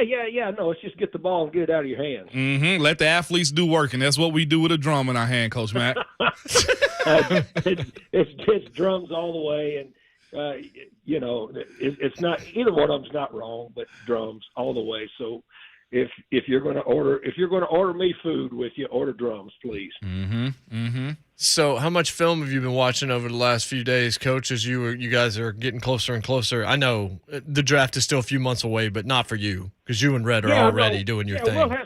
We'll have some good draft talk here, for the next couple of months, JMart, as you well know. The thing that I've been doing doing quite a few radio shows just on the Super Bowl as of late. But what I've done now is I've gone back and I've rewatched some of these guys that were at the Senior Bowl, because having looked at them and watching them in their practices, the game is the game. I mean, it's just, whatever that is. But the practices to watch them and really to kind of reaffirm or to not change an entirety of a player, but just to kind of to reaffirm and put that together. And plus, they just come out with a list of the 324 guys that are going to be at the combine. And of course, I'll be there all week with Mike Keith and Amy Wells. And, that to me, I like going there to just kind of put that other finishing touch on it and then go back to the film. So, but not as much game film right now, JMart. We'll jump into that pretty deep after the Super Bowl. Ramon has got his homework. Yep. I know that he's already started to work on that. And so we're going to put together a great Titans radio draft show. Coach Mack, there's a part of, the game in which you enjoy. I think a lot of us love playing the game when we first get in it or watching people play it. And then it's like, okay, it's the aspect of studying the game, Coach Mack. That's where I grew more and more in my game over my career was how can I break this guy down? Does that still do that for you to this day, looking at college athletes and NFL? Sure. I mean, that's all I've known for the last 36 years. And, and full disclosure, Bill Tobin, who is still very involved, with his son, Duke Tobin, to put together that Bengals team that's in the Super Bowl. I mean, he's the one that taught me how to, I thought I knew how to look at players when I was recruiting for 13 years in collegiate football. But when I got to the National Football League, it was a lot different. And so, Bill Tobin, taught me how to look and how to evaluate players coming out of college, for the NFL ranks. And, I took that very seriously because at the time, being the youngest coach on that staff and, a very small staff that all of them were back then, they wouldn't even let you in the draft room unless you had, written a report and were able to read a report with conviction. And so I learned pretty young in this league how to do it, and I've done that ever since. And I love that aspect of it because that's an aspect of it that not a lot of people that aren't involved in it get that deep into. What does Tim Kelly's addition to the staff mean for Todd Downing? What does it mean for Ryan Tannehill since, of course, being kind of a passing specialist is kind of the job here? Yeah, well, I mean, I think to me, and again, I haven't, talked to anybody up there that's the decision maker about, the idea of doing that, but I think it's probably along the same lines of what, Jim Schwartz is, an experienced set of eyes and ideas to bring in there for that side of the ball. I mean, it'll be interesting to watch that evolve. I mean, we've kind of watched that whole defense again with the additions of different players too, and people getting healthy and getting new players in, and we kind of saw that defense evolve, from the previous year to how they finished up this year as a pretty dominant force as to what was going on when they would play games. And so it's going to be very interesting. The thing that I think that you can take out of it though is that this John Robinson and Mike Vrabel are always going to be continually churning the things to make this football team better, however they can do that. I mean, Amy Adams-Strunk clearly, has shown her confidence in those two guys, which I think makes this one of the more stable situations in the entire National Football League. And so it'll be an addition that I think will be interesting and fun to watch, and I think it'll help. Adding Tim Kelly, he come from Houston where he's had Deshaun Watson, and, a lot of people always thought Deshaun was a runner, and he's not. I think some people look at Tannehill and say former receiver should be a runner also in his offense, but they primarily threw the ball a little bit. This isn't hey, let's get creative and crafty. This is, this move with Tim Kelly. It has to be hey, what better ways can we be efficient on offense? Is that why this move was made? Oh, I think that's, look, if people want to look at, there's not anything magical that's happening anywhere in the National Football League. Mm-hmm. It's just being able to tailor, what you do to the people that you have and make it work the best against the people you are playing against week to week to week. There is no magic potion, for any of this. I mean, you look at the two teams in the Super Bowl. Neither team that's playing in the Super Bowl was undefeated this year, right? I mean, so it's. You've got to, understand there is no one magical fix, but there are things that you can do to be able to add to what you have. And when you add to what you have, I mean, you're adding to a 12-win team, and that could only be a plus. Mm-hmm. Mentioning the Super Bowl, the Rams did it one way, the Bengals did it a different way, and there's no perfect right or wrong way to build a champion potentially. That said, is there any team that you can think of throughout your long career, Coach, where you've seen it kind of work the way it has for Cincinnati? Or is this relatively unique, just how young they are, how quickly they stumbled on a quarterback that might win them a Super Bowl, all of that kind of thing? Well, JMart, it's interesting that you say that, and it's a very relevant question. Cincinnati really built their team two different ways on each side of the ball, right? Offensively, they built it through the draft. When you look at what they have on the offensive side of it, and the two most prominent players, clearly, that's going to stick out to everybody just on a surface look is going to be the quarterback and the receiver that were high number one picks. And plus, it's unique that you're looking at a 4-12 team that's all of a sudden in the Super Bowl. But look on the defensive side of it, and they really went against what Cincinnati has ever been as far as talent acquisition is. They went out and spent money in free agency. And brought some guys in from free agency on defense that all of a sudden bolstered the defense. So you've got a football team that is basically put together two different ways on either side of the football. I think that's what's, pretty unique looking at it. And plus, they went against, what Cincinnati has done in the past. They've got the smallest scouting staff clearly, in the league, but they spent money, over there on the defensive side of it, and they hit on a quarterback and they hit on a receiver, and plus they've got some other people. They don't have, and we all know what the deficiency of the Cincinnati Bengals is. It's in the offensive line for the long haul, but they've been able to prop that up with the other sides of the ball. Plus, I mean, here's the other thing that I think people don't think about. Just because, they've got a kicker that's been money, right? You're going to have close games, in the National Football League, and especially once you get to the playoffs. They've got a young money kicker, so they've been built differently. Now, the Rams have totally gone in because they've gone in cash over cap and have traded, high draft picks to get high price free agents in there saying this is it. I mean, they've done it throughout, but you start looking at some of the lower round draft picks that they have made that have added, to what they've gone on, the most significant one being Cooper Kupp. I mean, there's a guy that's as good as there is. And so it's pretty interesting to see how they're both put together in different ways, but it's worked. And so that's, again, goes to my point of there's not just one way to do it in the National Football League. All that matters is at the end of the fourth quarter, you've got more runs across the plate than the other dude you're playing. There's no one way to eat a Reese's. Well, are we going from drumsticks to Reese's right now? I'm gonna have to reconfigure. I mean, I can flip between offense and defense. Going between drumsticks and Reese's is a little harder for me. Yeah, no doubt. Well, we'll stick with the football game real quick though, Coach Mack, or football in general. This team has a real good core group of guys. Some old and some young too.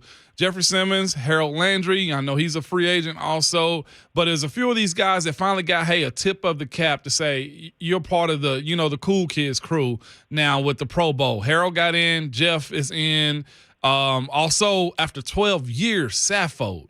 This team is doing some good stuff, and also some decisions got to be made behind those accolades that come to those guys. And you like to see a few of them stick around this upcoming offseason. Well, yeah, but I mean that's the National Football League nowadays, right? 31% of your roster is going to flip every year, because that's just the way it's put together now. And that's let me go back to Roger Saffold a minute, and this will lean towards the world you lived in. You know this about of course the Pro Bowl and the way that works, but really for offensive linemen it's harder because the general public and the people that look at it really don't know how to look and grade offensive linemen. Mm-hmm. And most of the time, if an offensive lineman gets in early in his career, he's going to stay in for a while just because of name recognition, right? Yeah. Well, Roger Saffold, what is this, his 12th year? 12. But, I was with Roger for 6 years, on the Rams, on a team that when we took it over was really, really struggling. But Roger Saffold was a standout player that could play anywhere across the line of scrimmage, and he's always had that type of career. And so I'm happy for Roger. I'm sure Roger felt fulfilled anyway in his career because of what he's done, but that type of recognition, that was kind of cool. It was, man. I actually had to text him, and be like, finally you got it, because I knew more about him than a lot of the guards in the league because we both played on the same side, and just watching him just kill it is like, what's the missing gap in the understanding of who's good and who's not, Coach? Well, I mean, people don't know what to look at. Yeah. I mean, there's the thing, and that's easy to say and discern. The people that know ball within the league, as you say, starting with yourself when you were a player. Look, I mean, you know who's getting it done, at another level, but not just another level every now and then. Ramon, especially in the offensive line, it's who's getting it done consistently week in and week out against different types of fronts and different types of challenges. Those are the guys you really take notice of. Yeah, for sure. So you talked about the O-line, Moan. John Robinson also talked to the Tennessee and talked about wide receiver depth. What do you think, Coach? And maybe there's going to be a mixture of both. We went through a list of the Athletics' top 75 free agents and guys that could be had, and there's a lot of wide receivers and tight ends there. And then there's a decent crop of wide receivers in this draft as well. Yeah. What do you think, or where do you think the Titans are going to do in terms of the mixture of utilizing the draft and free agency to try and shore up that position a little bit? Well, it'll depend on, let's talk about free agency first. It'll depend on, the money. That's always the start of it. And free agency is the money. And then basically, in the draft, and you are right, there are going to be receivers in the draft, but here's something always to take in mind. And I think that, since I've been doing the Titans radio draft, everybody understands this, when we say it, just because there's a lot of receivers, say at a position, you can start naming off names and naming off attributes for all of them. But when you win 12 games and you have, 5 or 6 winning seasons in a row, and you're going to draft, lower. Yeah. And so the people that will be available to you are not sometimes some of the, quote, marquee names. They still may be good players, but that's where the digging has to come in. And so when you talk about that, to me, if you're going to when you make additions, when you're on a good team that's drafting lower, that's where it comes in to being able to really – because, guys, hey, we could sit down and within probably half a day, we can pretty much map out, who the top 35 people are in this draft. Mm-hmm. Well, when you're drafting where the Titans are, because they're a good team and win a lot of games in the regular season, then you're going to have to look at a different subset. That's why when we'll start to put our draft board together, you go vertically and you go horizontally. I mean, it's all a puzzle that you've got to put together. But they will look at some receivers in this draft, and there are some receivers, I believe, in this draft that will be in those slots in the later rounds that will be able to be a help. Coach Mack, you're a West Coast guy yourself, and I think everybody recognizes why the Rams, why San Diego Chargers wanted to be in L.A. more than anything. It's got to be some of the highest, secondary market tickets I've seen in a very long time. The show that this game is going to be, by the way, the average ticket is like $9,400, Coach Mack, for L.A. How many of them do you want? Oh, Coach Mack with a deep bag over there. Okay. Every once in a while, Coach Mack, you'll flex for me, and that's what I'm looking for, man. You haven't asked me for any this year. Let me know how many you want. Now you're gonna have people calling you, Coach Mack. No, I just said you. Oh, okay. See, I appreciate that. So we got a thing, Coach Mack, and that's all right. But this game, this show, man, the halftime, everything about it, that means a lot to have it in LA because of the market. But of course, being a home team, that would do more for them than I think any other team in this league this year for winning it in LA. Oh, hey, look, if you've never lived in LA, it's a different thing. It really is because it's just a different. It's not that it's better than anything else. It's just different. But you talk about the glitz and the glamour. Hey, look, that's why Stan Kroenke spent $5.5 billion to build a complex like he has out there. It'll be. Look, the Super Bowl's a great show no matter where it is. But as you say, that the secondary market for those tickets, and of course I've talked to quite a few people out there. It's pretty insane right now. Now I'm pretty sure they'll come down by game time like it always does. Yeah. In the Super Bowls. But this. Here's what LA does like. If you're the best of the best at the moment, LA is very much an at the moment place. It's who's hot now, and I don't mean who's hot 30 minutes ago. I mean who's hot now. They take it on pretty big. Mm-hmm. So, Coach, you most excited for Dre, for Snoop, for Eminem, for Kendrick Lamar? Like which one are you most excited for the halftime show? Well, it's just going to be a show. Look. Let me tell you something. Everything that encompasses the Super Bowl away from football, I'm fine with because, guys, it's become one of the biggest events in the world at the time, right? So, anybody that's performing at that thing, that's pretty much – I don't even think they get paid for it. I think that just the exposure is worth millions, correct? Mm-hmm. So it'll be fun to watch it. So what do you think actually will happen Sunday? Where is the game won or lost? Well, I think first of all, turnovers, as we well know, yes. Throughout the history of it, has proven in the playoffs is big because both teams are evenly matched. I think the Rams will win this game.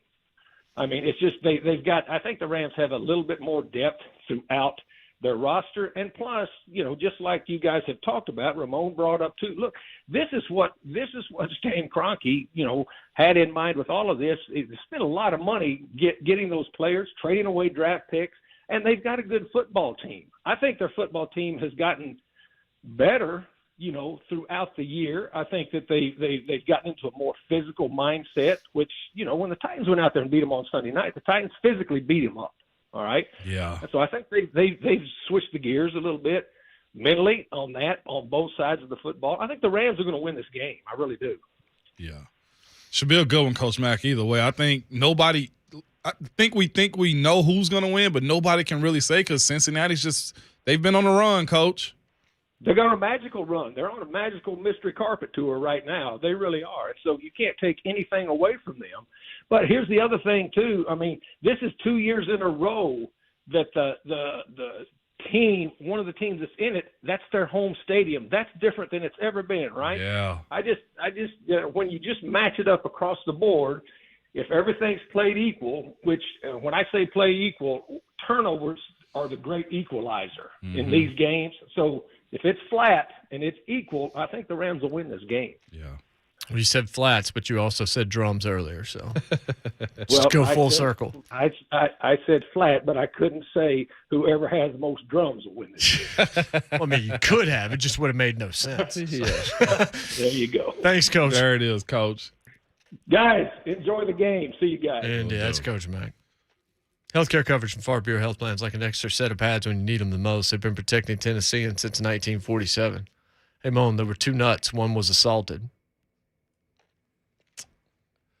Leave the show. He already did that once. He did do that once, and he came back. What did one wall say to the other wall? Go ahead. Meet you at the corner. What'd the rug say to the floor? Get off me. I got you covered. I'm ready for CG. Yeah, you are. We'll be right back. JMart and Ramon, 104.5 The Zone.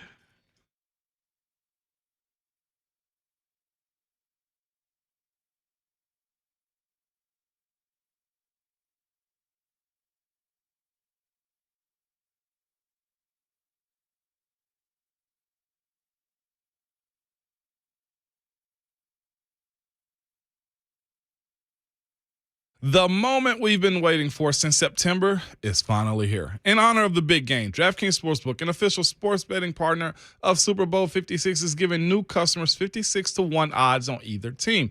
You bet just $5 or more and get $280 in free bets if your team wins. And if you're not a new customer, no problem. You can bet on Super Bowl 56 props instead. DraftKings Sportsbook offer a wide range of props throughout the big game. Take your shot at winning cash by predicting props like if a non-quarterback would throw a touchdown, fourth down, conversions, total yardage, and so much more. Download the DraftKings Sportsbook app and use promo code WGFX and get 56-1 odds on either team. You bet just $5 or more and get $280 in free bets if your team wins. But use the promo code WGFX at DraftKings Sportsbook, an official sports betting partner of Super Bowl 56. And you must be 21 years or older and present in Tennessee to bet. Restrictions apply. See DraftKings.com/sportsbook for details. And if you or someone you know has a gambling problem and wants help, call or text the Tennessee Red Line at 1-800-889-9789.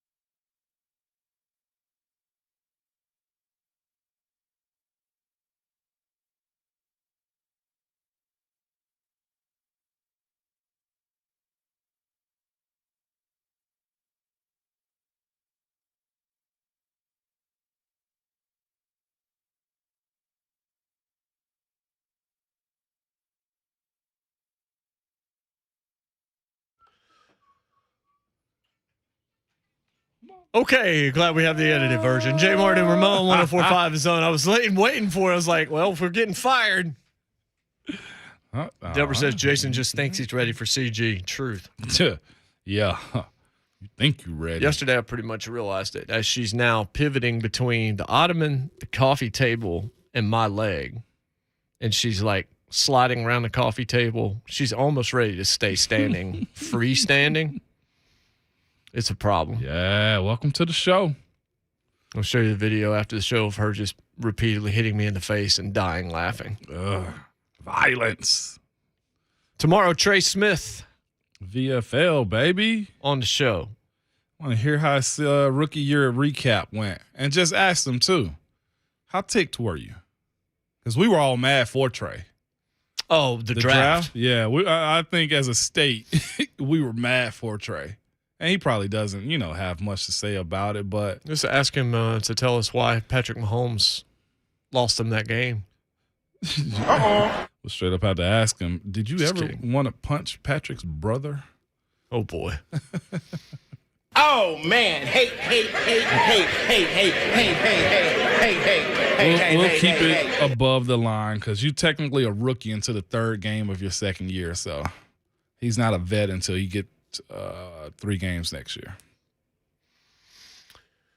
2 types of people in this world, drums and flats.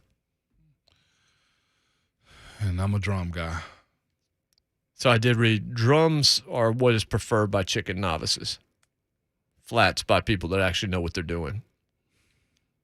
But you turn a flat into a drum more times than not. Or sometimes we just don't. And that is not all right, Jay.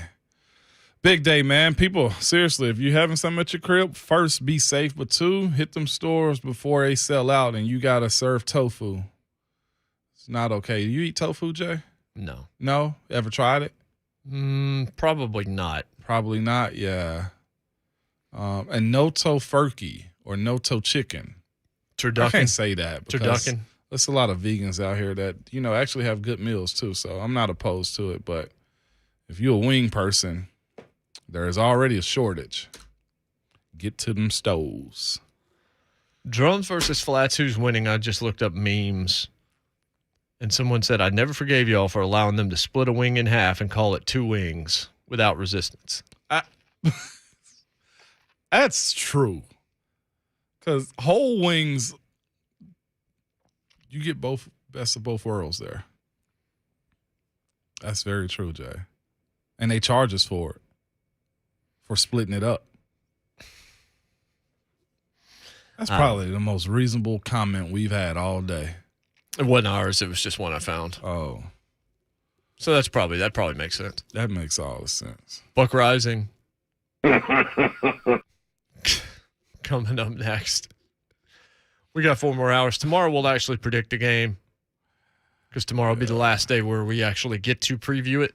And again, Trey Smith, that'll be a great conversation. Looking forward to chatting with him after a successful rookie season by everybody's metric, I would say. How far was he down the Pro Bowl list? I guarantee you he was close. If somebody else had turned it down.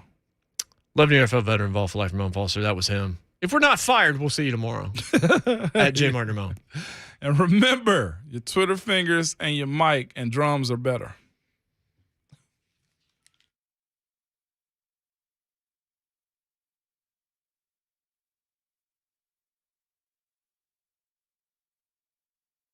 I can feel it all the way down in my plums.